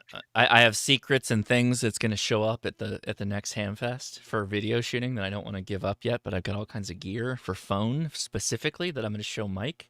It's going to be a secret little thing. I'm not going to show him on the video yet. So I have a question for you YouTubers. okay, Don, we're taking it as the last one, and then we got to go back to ham radio because otherwise we're going to geek out on video for too long. There's too many YouTubers here. We're going to be doing video all night. Go ahead. So at what point is your channel big enough that you can hire an editor? Only I if see a you're- lot of only- guys Only if you're that are always Jason talking. Ham Radio 2.0 big. He's the only one big enough for an editor. Yeah. I was wondering if he did that. He did. but Yeah, he that- admitted. He said he did. It's by I've the way, seen- it's no Yeah, shame. he did that like a year ago. No shame. No shame. I don't say that like admitted, meaning he did something wrong. There's no shame if he. So it's strictly a Yeah, question yeah. of cost, right? If I can put out I haven't done the math yet on this, and I probably should. Like, if I could put out 5 videos a week and pay someone X number of dollars a week to just edit it all, and then I can just make more videos, and I offset the cost by making more videos, I should be doing that. I'm probably already behind the curve that I should have already been doing that at the size that I am, to be honest. But then I was literally I had the greatest opportunity to be in a conference call with Electro Boom. He still edits himself. He edits his own way. Oh, dude! And I want to meet that guy just for the sake of being able to say, I love Mehdi. your videos are awesome. And I told him that I love his stuff. And I asked him, I'm like, hey, Mehdi, have you ever thought about like having an editor? And he's like, I did get an editor for doing reels because I make standard format video and I like to do it in my style and I don't want someone else to do that. And I'm like, I like everything you're saying. He's like, so I paid an editing company to do vertical videos for me and they handle that for me. And I'm like, I can see that because I'm having a hard time doing vertical videos. Like it's not that I can't. You can do it's that just- easy and resolve. Well, I'm not saying you're wrong, Mike. I'm just saying that Just saying. I don't have the time. Like I make a couple of videos a week because of my time commitment and I can't easily convert them to vertical. I know how, I can't. I don't have the bandwidth, right? So that's Takes where about 5 seconds to resolve. that you take your horizontal videos and convert them into. Yep. Well, okay, let's That's a talk. new thing. Resolve came out in Let's talk. 18.1.3, and I like can't- their second to last update. Yeah, it's stupid easy. Okay. You still by the have way, to do that's some another. putzing around with That's it, though, right? To get things framed the way you want them to, and the rest. But it's a lot easier than it used to be. Okay, by the way, everybody watching, that's another reason to shoot 4K. If you shoot 4K, you can convert your horizontal videos to vertical with no loss. If you go 1080p or 1080 converted vertical. That's why you shoot in 4K, kids. You can down res to vertical for all those youngins on the Snapchats and the tickety talks and the reels without any loss. In fact, it looks too good. It looks too good. It's not real enough. So sorry, this was about editing. I didn't mean to get you guys started again. No, it was the camera thing. Okay, that's it. We got it. So what's the best ham radio antenna? What's the best ham radio antenna? Depends. Step IR, The one you Dream have. antenna, 80. The one you have. The one you have, Carlos. That's it. That's the right answer. Trying to get it back to ham radio. Please do. All right. 80 meter Foursquare. Let's go to the chat. We're going live to the Discord, folks. The people who are sticking around, they've been like, God, these guys are talking about video crap. We just want to watch the videos. We don't care about how you do it. We're not mechanics. We don't care what oil you put in the Honda Corolla. The Honda Corolla. That's How exactly the sausage right. is The Toyota Corolla. Yeah, they don't like the Close sausage. Close enough. Anybody in the Discord that has any ham radio question, come forward now. No, just go for it. Let's take them. Yeah, I've got one, Josh. Go for it. Was that George? No, it's Jake in England.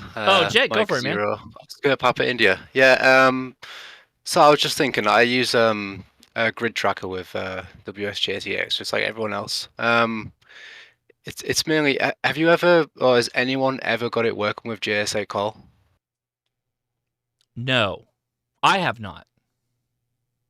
Yeah, I didn't think it was because in Grid Tracker it said something about the UDP, and I've tried Googling and everything and setting all the right ports and everything, but it's just yeah. I feel like this is not the right answer to your question and definitely not the full solution. But you can use PSK Reporter for JSA call. Have you done that? Yeah, I do use that, and Okay. it's. I think it was just more like the personal side of it. Like when you use FT8, you can see like, oh, there's someone in Turkey, there's like someone in like Norway, and like I can see where my signal's going, kind of thing. So like when it's in JSA call, like while I've been like live streaming, I had a QSO with a gentleman in Texas, and it would just be nice to see the signal like send to him rather than every single signal coming from PSK Reporter at one time. I mean, so yeah, I think it was just more of a personal thing. Yeah, yeah, Grid Tracker does do it really nice because you have something like this. I think this is pretty good looking. You might not like pink, but I get the weather report. No, I pink's can fine. do yeah, but I mean, like for people watching, I can do the whole thing live, and it looks really good when I'm live. I think good contrast. I don't know why it's not showing right now, but I'm working a contact. Is it because he's like right next to me? I think it might be. But anyway, yeah, I don't know. Grid Tracker is for WSJTX. Well, sorry, I take that back. It's for FT8. I don't even know that it does Whisper. Does anybody know if it does Whisper correctly? I've used it on Whisper, You and have? yeah, PSK Reporter is much better. Actually, what's the other one? WSPR Rocks. I use that. That's much better. I have had a few reports come back through Grid Tracker, but it's minimal. It's maybe one or two. But yeah, WSPR Rocks or I can't remember the other one. But yeah, you get every single thing from that one. There you go. So, I mean, does anybody have anything to add to that? Because I don't think Grid Tracker does it. By the way, Grid Tracker is something where the people are actively working on it to improve upon it. So you could ask that question. There's no reason why you couldn't, Yeah, I might send an email. It might be that Yeah. I would say the boring guy send an email, but if you don't ask the question, you don't get an answer, right? It's I don't know. I feel like JSA call is such like to me, it's like a prepper thing that having Grid Tracker, it's I guess like information, but like, wouldn't you just be able to like type to somebody and be like, where are you right now? I'm in Cleveland, Ohio. And you're like, heck yeah, brother. Like, it's like, I mean, well, yeah. That's what I like. You just type it out, right? Yeah, exactly. So like, I've only got an ICOM 756, like an oldie with like 100 watts out of it, and then a whip. So like when it's nighttime and 40 meters opens like over to the US, like it's very like minimal that I will actually get a QSO like with SSB. Yeah. So like when I use like FT8 or GS8, I'm almost like guaranteed to get like a few calls, so I can actually instead of like SSB, like I might not get a call, I can definitely like use GS8 and actually get like speaking to someone. But I can see what you mean by like people use it for prepping. But yeah, for me it's just more like I can definitely guarantee a contact, and I think that's like the fun of it. I get it. I understand where you come from. So right on, man. I hope that helped, but I don't know that we completely did, but there you go. Yeah, no, you actually did help, because I was just staring at the computer screen trying to figure things out, and I was like, am I doing something wrong? But if everyone's in the same boat, then yeah, it's fine. Yeah, no, we're all in the same boat with you. So yeah. We'll Alright, jump. Cool. Oh yeah, thanks. Thank you, buddy. Appreciate you joining us. Let's do a quick shout out to a question we got in the text chat. Let's see. Suggestions on a CW paddle keyer. So you said keyer, and so I'm gonna go back on that for a second. Keyer for CW beginner budget, maybe $150. I hope you meant key, but we're gonna go back. Go to cwmorse.us. I'm not affiliated with them. They literally have every priced type of key that you could possibly want, whether it's straight key, iambic, cootie, side swiper, whatever you want. They're based off of 3D printed materials, but they're really value priced. So let's go to the outdoor paddles for a second. $44 to $50 and up, depending on if they have a metal base plate or not. Really inexpensive. Again, I'm not affiliated with them, so I'll drop the link in the chat. Now, did you get a put key? What? Did you get one of those keys? Yeah, I've had Pootie key. Pootie key? Where isn't that what you were just showing? CW I'm sorry, I was Morse? responding to a. Oh, never mind. I'll go back to shutting up now. What's a Pootie key? It's a dude. I found this on Amazon. PUTI. Go ahead. Drop the link. KEEG. Yeah. It's this. I did a video on it because I was laying in bed one night looking on Amazon. I just typed in ham radio. And the one you made a video. Awesome, you made a video on. Yeah.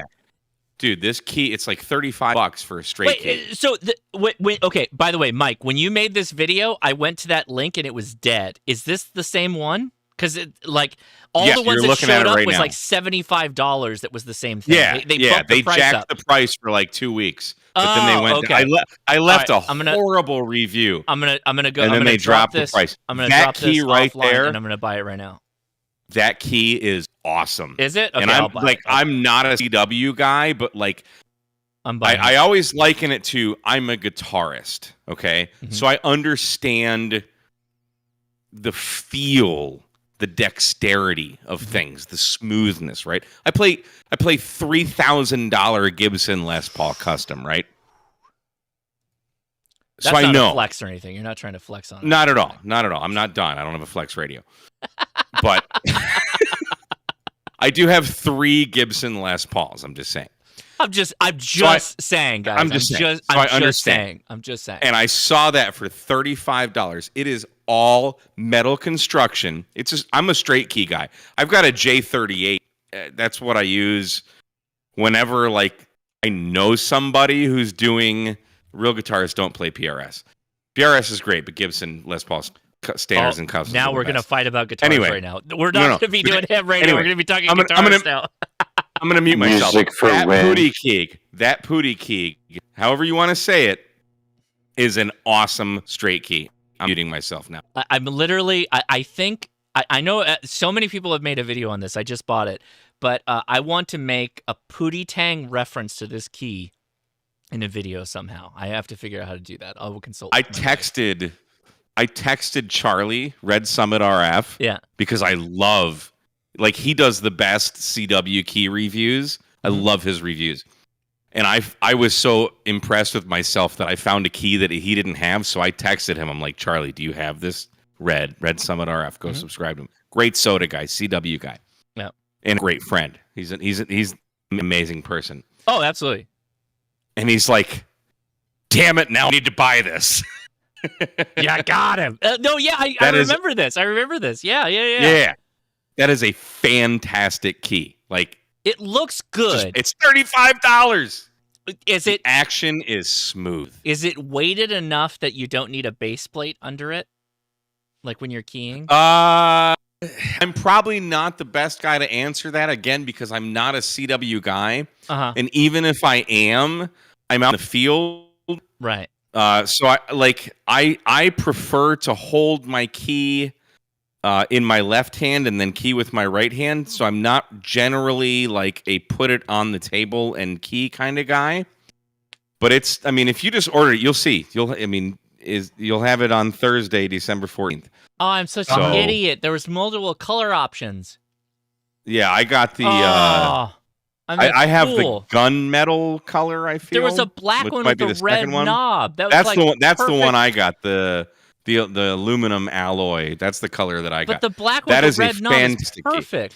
Oh, damn it. And you're getting all the affiliate links for this. No, I'm kidding.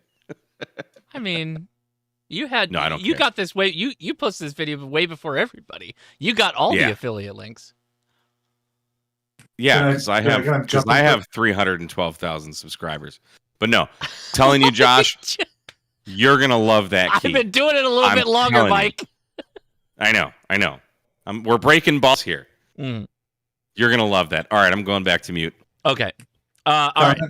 Go ahead, comment. Suggestion. Oh, wow. Got more key suggestions. Go ahead.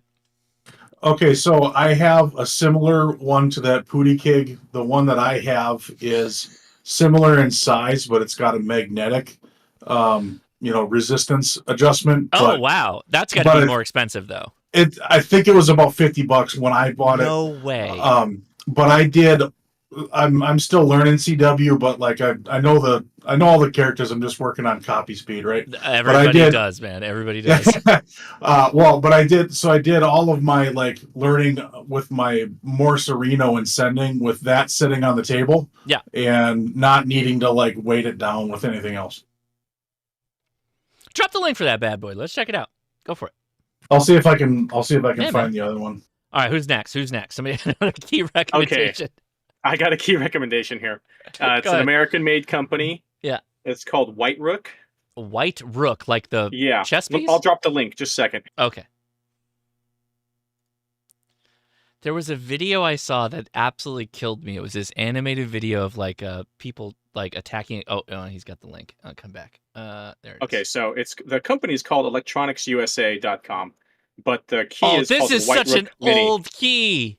It's such it's been an around old forever. key. It's been Forever, around forever. dude. Forever. When I had dreams of doing CW on the mountaintop like 10 years ago, this was the key I was looking at. Like, this would be the key that I would use. The one with the thin I had the metal same dreams, and I battery got connectors. the MK11, the Stealth Micro or whatever it's called.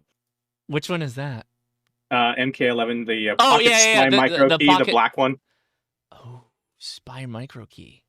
This one. Yeah. Yeah, it's the little black straight key. Oh, we're going to watch it on video here. Oh, look at this guy. He's going to bust it out right now. He's got that, literally the foot from an electric component that's on the top. Wow, when was this made? 15 years ago this video was made, guys.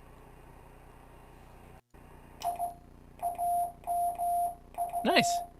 It's pretty good. They even make one where He's got a good handle on it. It's that same straight key button, but then next to it you have the iambic paddle on the same platform, so you can switch between straight I saw that. That's complete craziness. Where is it? So this gets the James Hannibal seal of approval, would you say? Absolutely. It's great because it's so lightweight, and it's a decent straight key that you can hold in your hand. And I had the same dreams of being on mountaintops using this. How hardcore were you into the Palm Pico paddles? Oh, absolutely. Those things were awesome. Did you get a straight key? No, I think my dad has one. Does he? Oh, dude, the Palm Pico straight key is actually really cool. It's actually really nice. Did you ever see the Bulldog Micro paddles? No, what's that?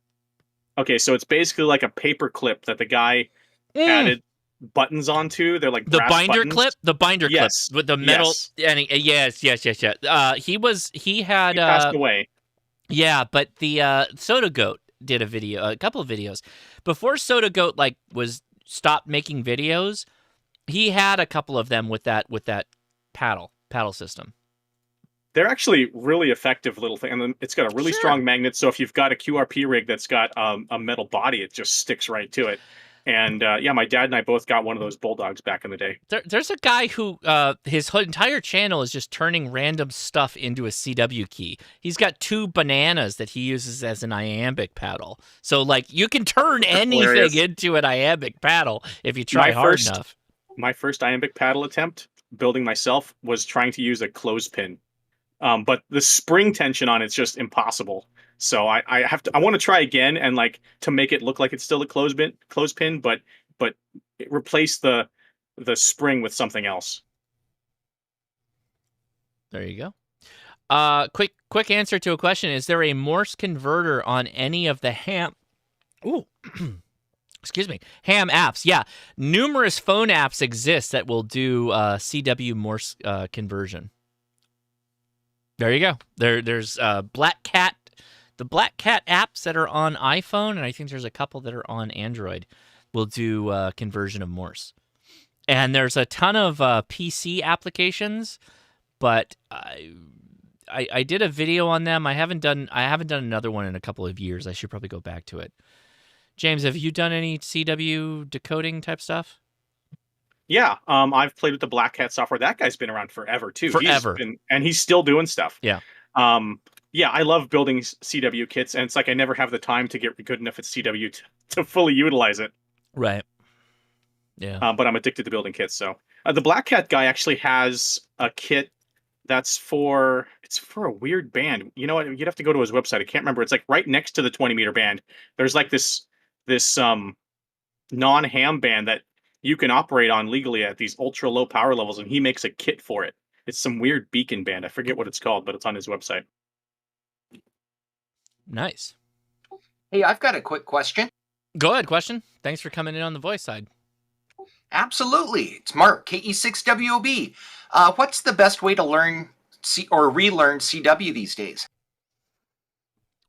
If you had to ask me what I would point people towards, it's to join the Long Island CW Club and to start going to classes there. That would be the best way, whether you're learning again or new for the first time. Long Island CW Club, because you got a whole community backed behind it, and it is a at your own schedule, at your own time, class-based structure. You can go to more advanced classes. In your case, because you're coming back to it, at some point, some of this is going to click for you, and you're going to be sitting there going oh, I should probably bump myself up. And you can do that. You can absolutely just jump up into a higher level class and just start working with people that are a little bit more experienced than you, or at the same level as you. And then always you can get into a class with Howard, and you can start doing live QSOs. That's where you want to be. Doing classes with Howard is probably some of the best CW you can do from my point of view. So there you go. All right, thanks so much, and also thanks for coming to the talk with Electro Boom. Yeah, nice having you there. Mark, dude, that was such a cool chat. I gonna remember that for a long time. It's just amazing. Learned a lot of stuff. I was only there for a little bit because I was literally hopping out of a personnel review into the live stream, but that was a lot of fun. Thanks for inviting me. I appreciate it. We'll invite you back to the next one. Thanks. Thanks, guys. All right. Let's see. Who question? I got another. Oh, go ahead. I got a question. Oh, lots of questions. We love it. All right, let's take them. Who's sorry.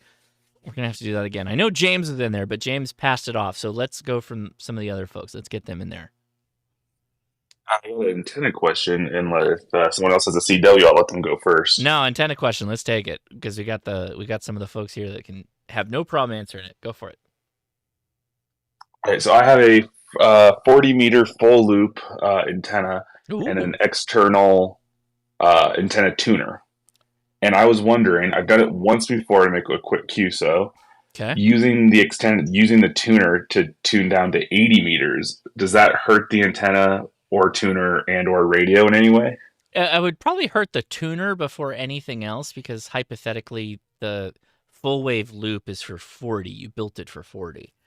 So it's just going to be a 40-meter antenna with some losses when you're transmitting on 80 meters. It can do it. Were you successful in doing it? Yeah, I was able to hop onto a net that I found and made a couple one or two contacts, but I didn't want to do it for too long because I didn't know exactly if it was like gonna just blow up all of a sudden. It wasn't making any weird noises or anything. Everything was operating normally, and I had a great SWR, but I just wasn't sure, so I haven't done it since. So I didn't ask you the composition of your 40-meter antenna. Is it a 40-meter antenna that has like a 4-to-1 balun, or is it terminating into a twin lead that goes to the external tuner, or what are you doing? Yeah, it's a 4-to-1 balun that then coax coming out of it, and it's 40 meters along the roof of my house. What's the tuner? What's the tuner? The MFJ 998B or whatever, the 300 watt version of that, not the full power version. But you're only putting 100 watts into it? Yeah, just 100 watts. So I'm guessing if something's going to crap out on you in all of this, it's probably going to be the 4-to-1 balun that you're running. That's probably going to be the weak link in the whole setup. So if that fails, how much are you out? $100? So who cares? If you want to talk on 80 meters, go nuts. And if it fails, it fails. And just replace it. Really? You think something's going to happen with that, Josh? At with the most, tuner? No. No, the tuner's going to be fine. I think that at most he may have a problem with the balun. Interesting. Why is that? I mean, I genuinely don't know, but wouldn't the tuner kind of suck up all the heat and whatever? No, so that tuner could be so then let's take this a different direction. If he told me that he had a full wave loop and it was fed with ladder line, that the ladder line went directly to the tuner and he was using the tuner to then tune whatever band he wanted to work on, the tuner would be the failure point, right? I don't think that the tuner would necessarily fail in that case, because it's pretty that tuner is actually really good. But then if you flip it over back to, you have an unbalanced line outside of the tuner going to a balun, right? Because it's a balanced antenna, it's a loop, into an unbalanced feed line. Wherever heat generation of a mismatch, this, that, or whatever is going to collect, if you will, at that spot, the 4-to-1. From my point of view, I could be wrong. Interesting. That's where I think that the failure point would be. So the balun at the feed point of the antenna. Is that what you're saying? I think that's where you'd have the. I guess that. I see where you're going. That the tuner's probably soaking that up. I don't know, dude. Like I guess so. I'm just playing devil's advocate, because I've used just recently, because I did the let's stack 2 Wolf recoils on top of each other to get on 106 meters. Yeah. Well, after that video, I plugged. So I don't even have I've got an MFJ 993 Bravo sitting next to my 7310. It's not even in line. It's not even connected. Okay. But I connected it the other day after I made that video, because I'm like, well, shoot, 160, man. Like who's out there? So I connected it, and I have an 80-meter end-fed half wave, which would be ish quarter meter on 160, right? Okay. But the tuner handled it no problem. I'm using what do I have? I didn't even have Messi and Poloni cable connected to that antenna. But I was working FT8 at 69% on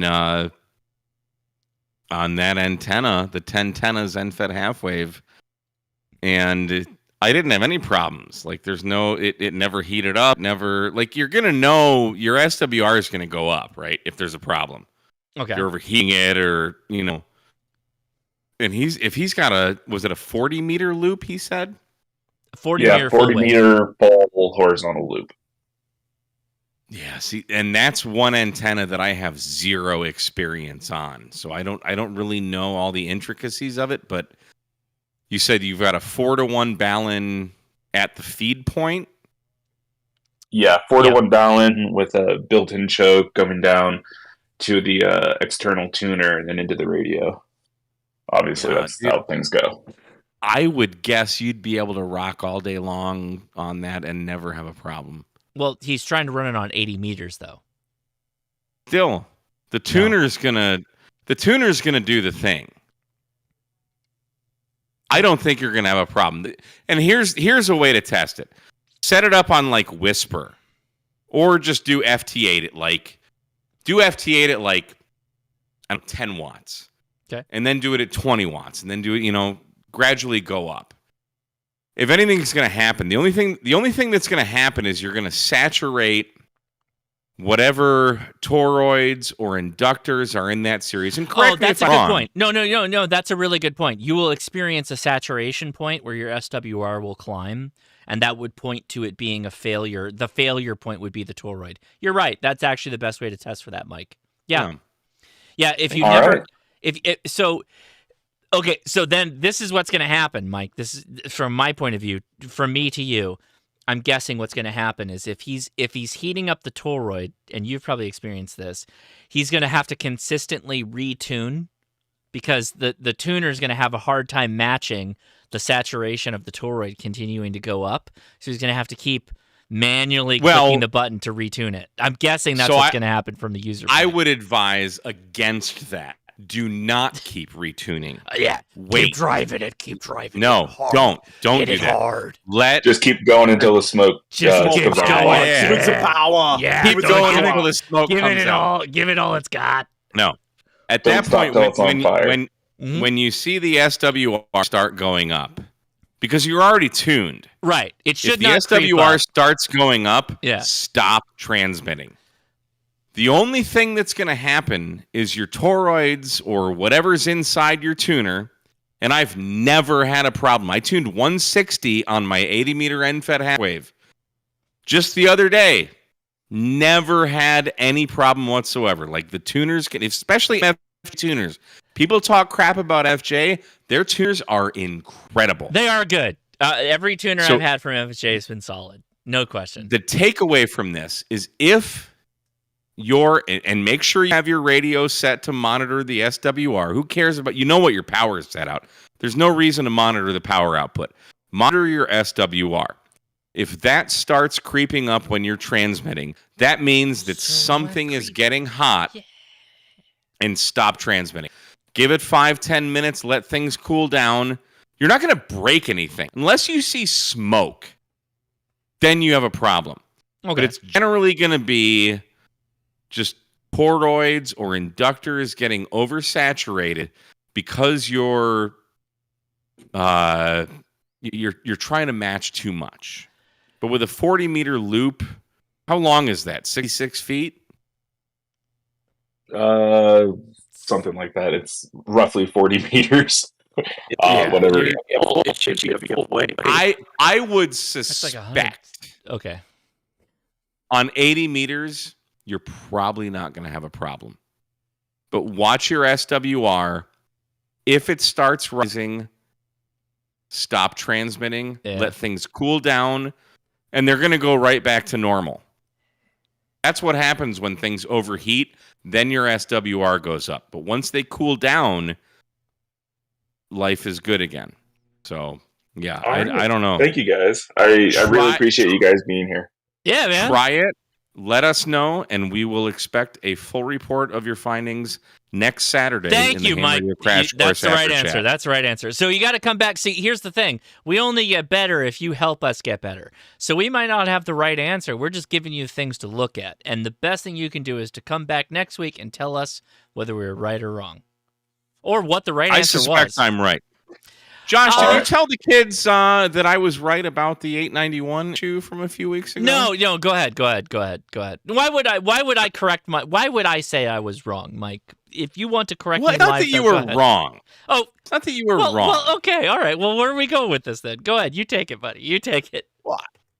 Well, the question was, and I came in very late. I think it was like 11:30 at night Central. Yeah. Was it 2 weeks ago? Maybe 3 weeks ago. Okay. There was apparently you had been going on trying to help a guy get his 891 on FT8. Couldn't get it happening, and like you were pissed. You're like, all right, dude, frig off, whatever. Well, no, like, you were done. Well, no, I think I said go literally watch the video where I already explained exactly how to do this with someone with an 891. But then he said he was on a Mac, and that's when I jumped in. Okay. Because oh, yeah, just yeah, then. yeah. Oh, that's right. He okay. made us go through this whole thing and then said I'm on a Mac. That's right. That's right. Yes. Okay. And I chimed in right before I wanted to go to bed and start reading Jurassic Park. Good for you. Good book. I said, because I had the exact same experience. Oh, My he's Mac in the was chat. not It's Chris. seeing It's Chris. the He's in the chat. 891. Yeah. And I said, go to download the Silicon Labs USB to UART driver and just reinstall it, and it'll fix your problems. And what did he do? He emailed me, or he DM'd me on Discord or something the next day, and I posted to you that was the solution. And everybody prior to me jumping in, you're like, oh, don't ask KH-1 how to do it. Ha ha, joke's on you. So anyway. Well, I think I can. I think. Oh my God, my wife's calling me. But I will say, Mike, I am glad that you are consistently getting stronger and better in amateur radio and everything you do. I think I'm happy to see it. You're a good friend of mine. I'm happy that you're like, it's great. It's fantastic. And I'm sorry if I was a total dick on that live stream. I really mean that. That was not what I wanted to be. So I'm glad that Mike could help you out. Yeah. And I wish really I do. was there earlier. I really do. Because genuinely, I mean, I think you guys gotta understand, like Josh and I are like really good friends. Yeah. And it's funny when he gets frustrated.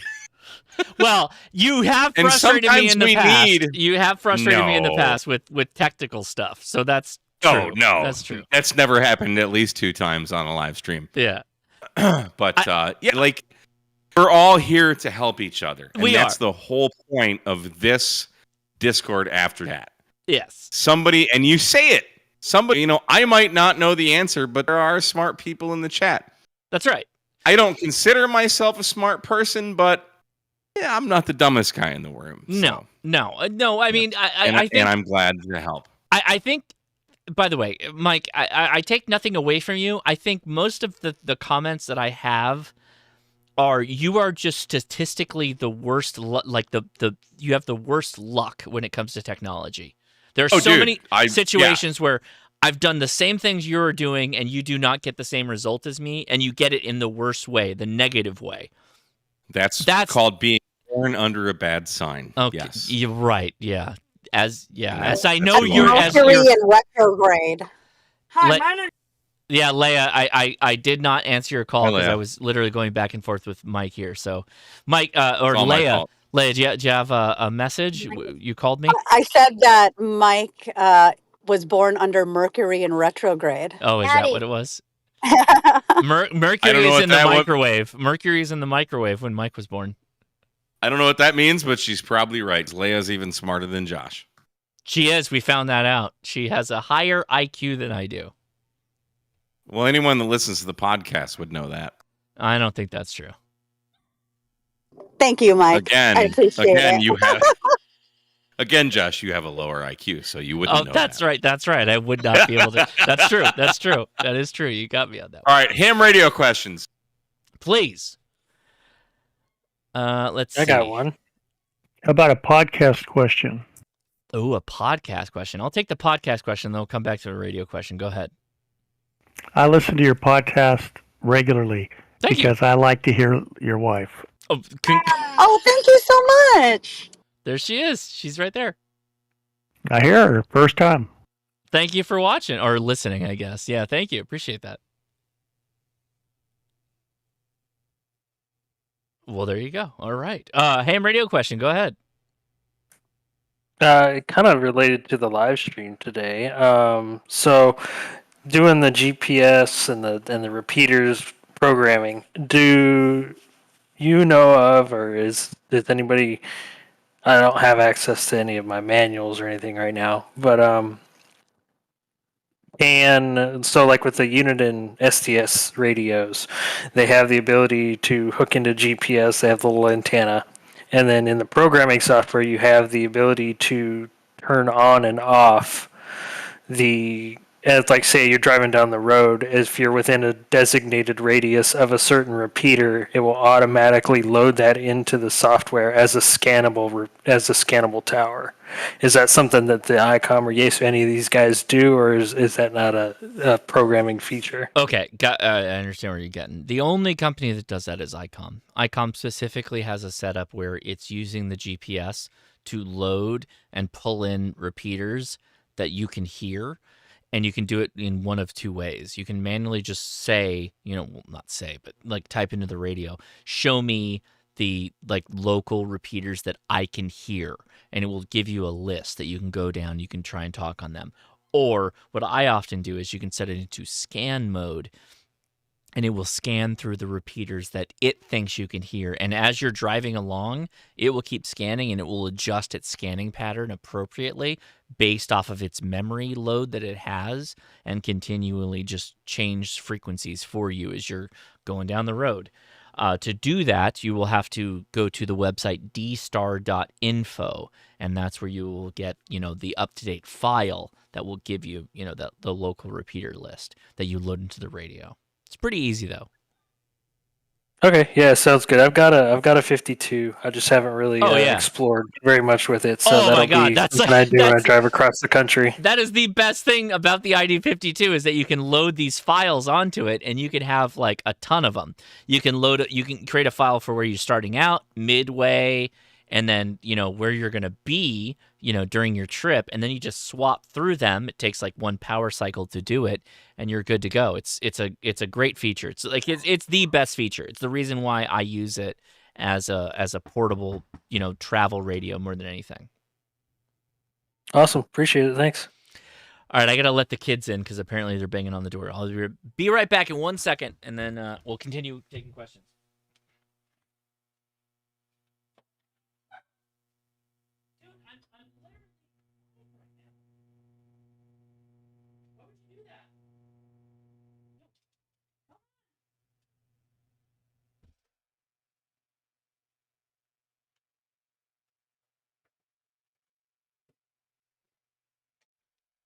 All right, I'm back. Okay, more questions. Oh, somebody asked, can you melt a toroid? I need to answer this really quickly. Long ago, before I got like a really good soldering station, I had some kind of radio kit that I was building, and I kept having to like resolder, rewind the toroid. I just kept doing it over and over again, and the toroid like literally just became granules. The paint on like a red toroid was just the only thing holding it together, and you touched it and it just went like dust. It just blew out of it. I had just heated the crap out of it for too long in a coil because the coil of wire was going through it. It was really bad. So yeah, you can absolutely melt a toroid, depending on the mix of the toroid and many other factors. But yes, you can totally like mess it up big time. I probably will end up buying. So the question is anyone buying the THD75? I'm guessing that I'm going to end up buying it because of just YouTube, but I have a feeling that it's probably not that much different from the D74, and I'll maybe talk about it in the video. But Kenwood's kind of a weird company from my point of view. I have some thoughts. I like their radios, I really do, but some of the people I've talked to over at Kenwood is just kind of weird. I don't know. I can confirm with the 75, it is pretty much the same radio as a 74 after seeing it in Dayton. Yeah. Oh, hey, what's up? Dom's in the house. What's up, buddy? Yeah, I know it's been a while. I just got done playing Astroneer, and I figured I'd hop in here. You just got done playing what? Astroneer. What's Astroneer? What's in Game Pass now, but it's like an open world survival game on like astronaut kind of based stuff, low poly kind of game. What's the game where you go scavenge on other planets and moons? Danger might be- Company. I don't know. I mean, that might be the same game you're talking, because I know you can do that in that game. I know there's Satisfactory. That's another popular one. It's like you end up in these little like buildings where there's all these monsters and you have to deal with them, and you're under equipped for every monster you ever face, and they just kick your butt. Oh, yeah, I don't know about that Company. one. I think it's Danger Company. I don't know, but anyway, okay. Well, it's great to have you back. Lethal Company. That's it. Blake got it. Yeah, it's Lethal Company. Hilarious game. Dom, great to have you back. Add your thoughts as we go along. So, all right. Any other ham radio questions in the chat? Otherwise, my kids and the whole family is back, so I'm probably going to end up wrapping it up here in a little bit. Sure, it's just me. Oh my God, Don, you went full robot. Oh, I did. My connection between. I can't. Flex remote must be down again. Oh, Flex remote is down. Don can't talk anymore. Can't he just remote into Jim's Flex and Flex remote that way? Oh, he could. He could remote through a remote and get a full voice connection. I know. I go on. Don, it sounds like you're on 2G cell service in the 1990s on the edge of cell service. He sounds like a robot underwater. How does gravity work? That is the question we got. Well, as astral bodies collect and get larger and larger through spinning... I don't know if the force of spinning doesn't really make sense. It would be centrifugal force. I don't know if that's the right force. But anyway, as things speed and spin and collect over time, they get larger and larger, and the larger those masses become, eventually they have their own quote-unquote gravity, where the mass of the thing wants to pull other things into it, right? And so that's kind of how gravity works in the biggest sense, is that as things get bigger and they are moving in a certain direction through spin of other forces that are playing against them, which is bigger celestial forces, that they then pull things into them to coalesce them into larger and larger things. Solar wind must be terrible. I guess. I mean, it's full of radiation. But spin is centrifugal force. There you go. Okay, so yeah, it's general relativity. So, thank you, Taylor. Taylor dropped a yeah. So I'll pull this up here. But so the problem with this is a pseudo general relativity GIF. The problem with this is that like it implies a 2D surface, right? 2D surface is great. The problem is that it's not. It's three-dimensional, as we learned from Star Trek 3, The Wrath of Khan, that space is a three-dimensional, unit, right? There's no tabletop that space exists in. So this is Einstein's theory of relativity. This is the general relativity segment, not special relativity. Anyway, how does gravity work? Things get bigger and they pull other things into it. That is the concept of gravity. And if everything is pulling everything at any one time, the more they pull, the bigger they are, they will exert more force. But their closeness to us being in the planet, will cause more reaction. So the moon actually has a decent force versus the sun, which also has a huge force, but it's further away. Did everybody get that? Oh, thank you. We got the flat Earth. Oh, good. We needed the flat Earth GIF for this. That was perfect. Thank you for that. That's exactly how. That's how it really works. Is that Antarctica is a big donut that exists on the outer edges of our space place. Flat gravity is the healthiest gravity. Flat gravity, yeah. It has the lowest But carbs. where is the turtle and all of the things that go on and the elephants on top of the turtle? I mean, Wild Radio, it's a rather weak attractor, but it is a constant attractor, and it's enough that keeps all of us centered to the ground, so it's good enough for me. Are y'all hearing me now? Yeah, Don, you sound great, man. Go for it. Yeah, the problem is in my shack where I was, the internet or the connection between there and here where the router is going bad, and I need to find that. But yeah, that's the one. So here's what I was going to ask, and I don't know if we're capable of handling it yet because I'm still learning all this shit. Okay. So have y'all ever done anything with phased vertical arrays? Yeah, last year, Don, my Christmas light antenna was a phased vertical 40-meter antenna. Well, are you that? familiar with Crispin? Crispin Glover of Back to the Future fame? No. Absolutely, yes. Now, the Crispin method, which is the 284-degree wires and a 74-degree or 71-degree phasing line. This is the coax split between the two verticals? Well, the 84 goes to each. The 84-degree goes to each vertical, and then the 71-degree is the phasing line that creates the phase from one vertical to the other. But the question. So the way I did it was I just had one of the. So they shared a coax line until you got to the harnessing rig, and one of the harnesses is slightly shorter than the other one, and that's where you get the phasing from. So it only points in one direction, basically. It doesn't switch. Oh yeah, this you can switch directions with. Yeah, you can do that. I mean, that's the best type of vertical phased array, but in my case, my Christmas light antenna vertical phased array was based physically off of the coax feeding line.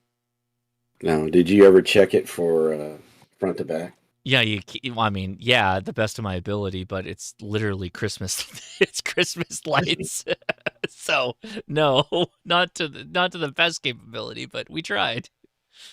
Yeah, I don't know. I've been reading a lot about doing phased verticals, and everybody that I'm reading is doing this Crispin method, and it's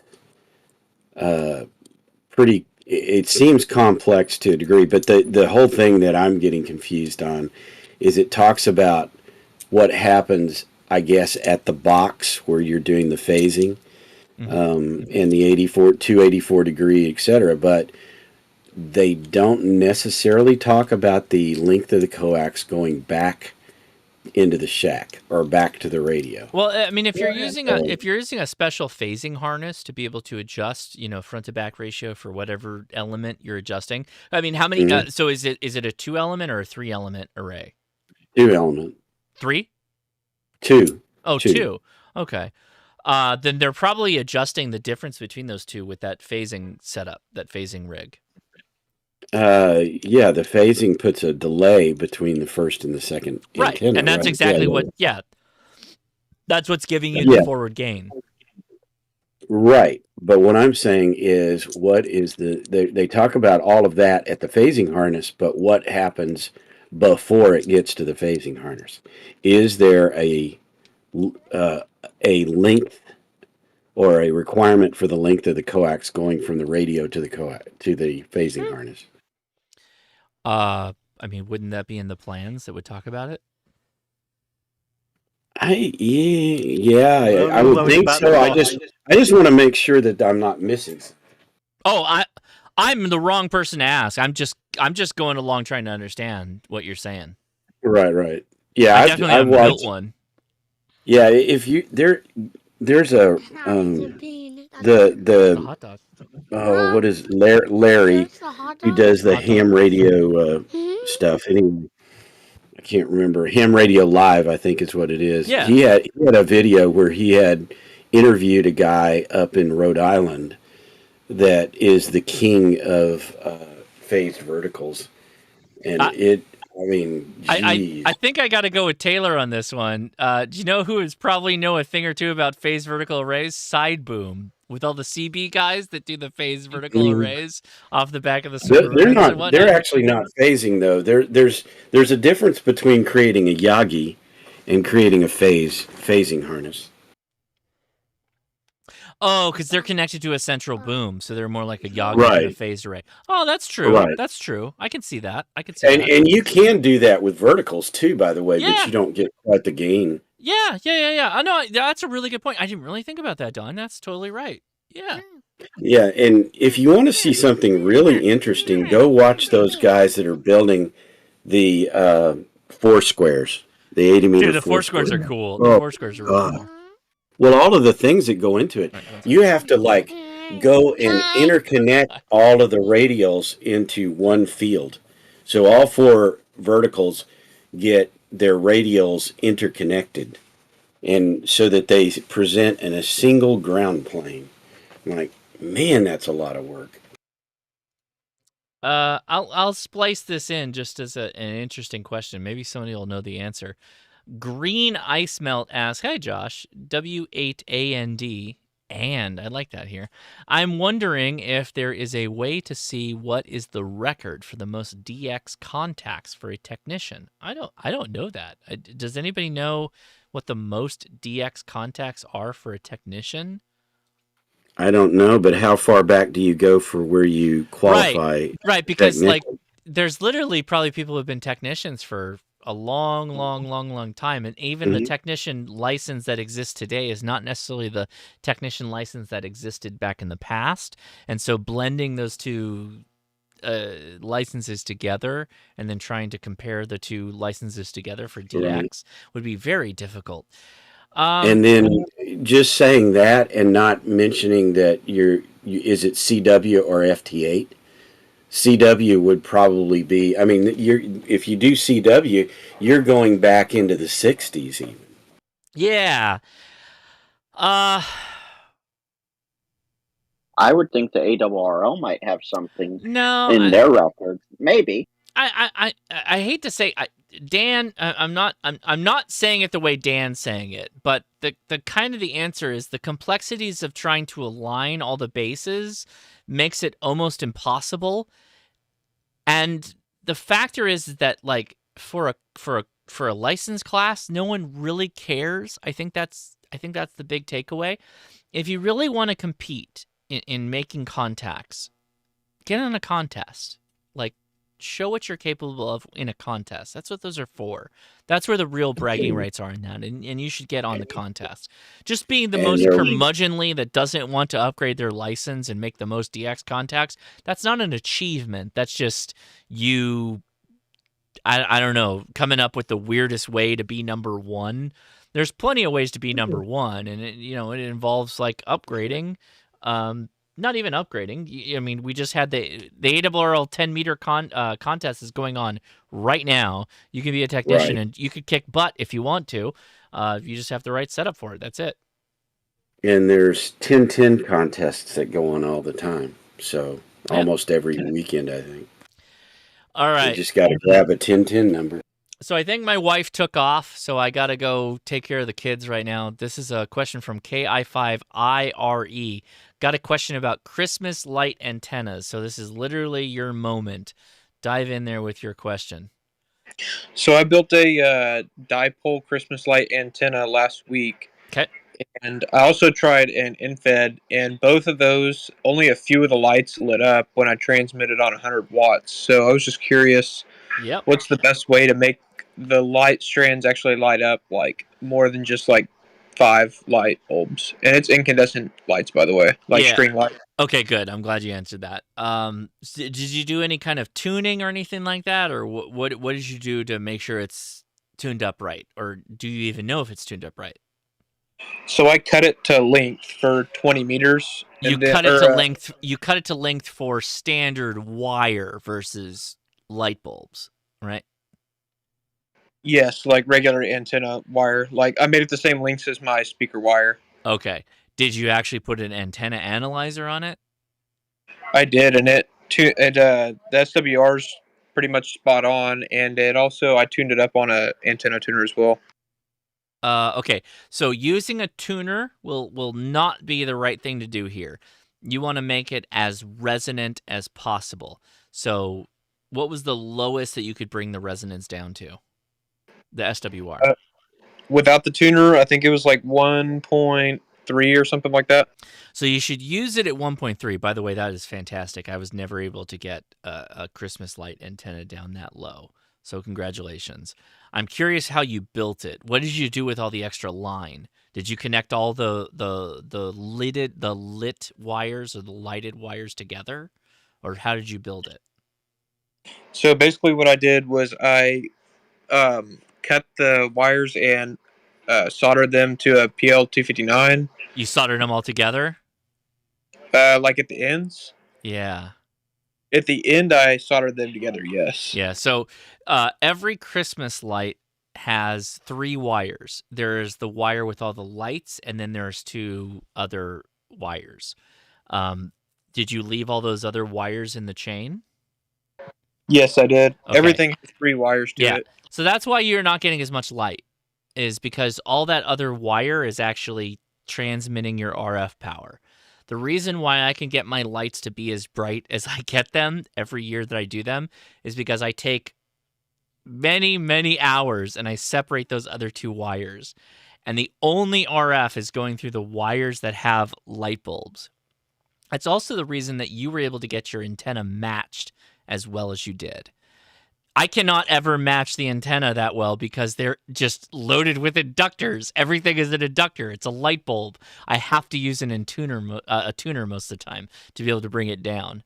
So yeah, all your RF is going out on the actual physical wire instead of the Christmas lights where you want to see the light glow. And how you get the light to glow is that you cut out all the other wires and you only leave the wires that have the light bulbs and you splice those together. And that is how you make a Christmas light antenna. Okay, cool. Yeah, I will try that then. And then you said don't use a tuner at all? Oh, no. You probably have to use a tuner because there's no way that you can adjust it to get the SWR down to be able to actually usable SWRs without a tuner. Okay, yeah, I'll cut that out and I'll try that then. Thank you. Yeah, this is like 4 or 5 years of me doing this that I have I've learned a lot of things. And the basic thing is that like when you get a pack of lights and you want to make an antenna out of it, you could just cut the plugs off the end of it and then just twist them together, and you'll actually have a much better performing antenna by leaving all the wires in the path. But if you want the lights to glow, you have to separate all the wires out of it that don't have light bulbs on it. And in any random string of lights, you're going to have 3 wires. 2 have no lights and 1 has lights. And they switch every so often. And you have to be able to take those, cut them together, splice them up, and get them on the air. So okay. And then so I think I watched one of your videos and it was an InFed. Will it work with a dipole? Oh yeah, it actually works very well with the dipole. Okay. Yeah, I was able to transmit on it, but like I said, only 5 lit up. Yeah, there's a YouTuber who I was just talking to today that had a Christmas light antenna on a Christmas tree, and they made a DX contact that they're going to be posting a video about. So I'm super excited to watch that. That's awesome. Yeah. This is not a good antenna. This is not like, you should not do this if you're trying to meet like, DXCC or anything like that. This is a like fun thing you're going to do because it's just a, fun thing to experiment with. So I was able to hit Cuba on it. Oh yeah, that should be possible. Yeah. All right, well, guys, I think we're gonna wrap things up. At least I am. You guys can all stay and have fun, but I gotta go handle these children because my wife took off. She dropped them off and left, so she's got to go do some work stuff. So I gotta take over. So thank you everybody for hanging out. Appreciate you, and we'll talk to you again next week. Okay. 73, Josh. All right. 73, Josh. Take it easy, everybody. See ya. All right, it's just you and I now, YouTube and Twitch and Facebook and even now Twitter or X, I guess. We're live to you guys alone.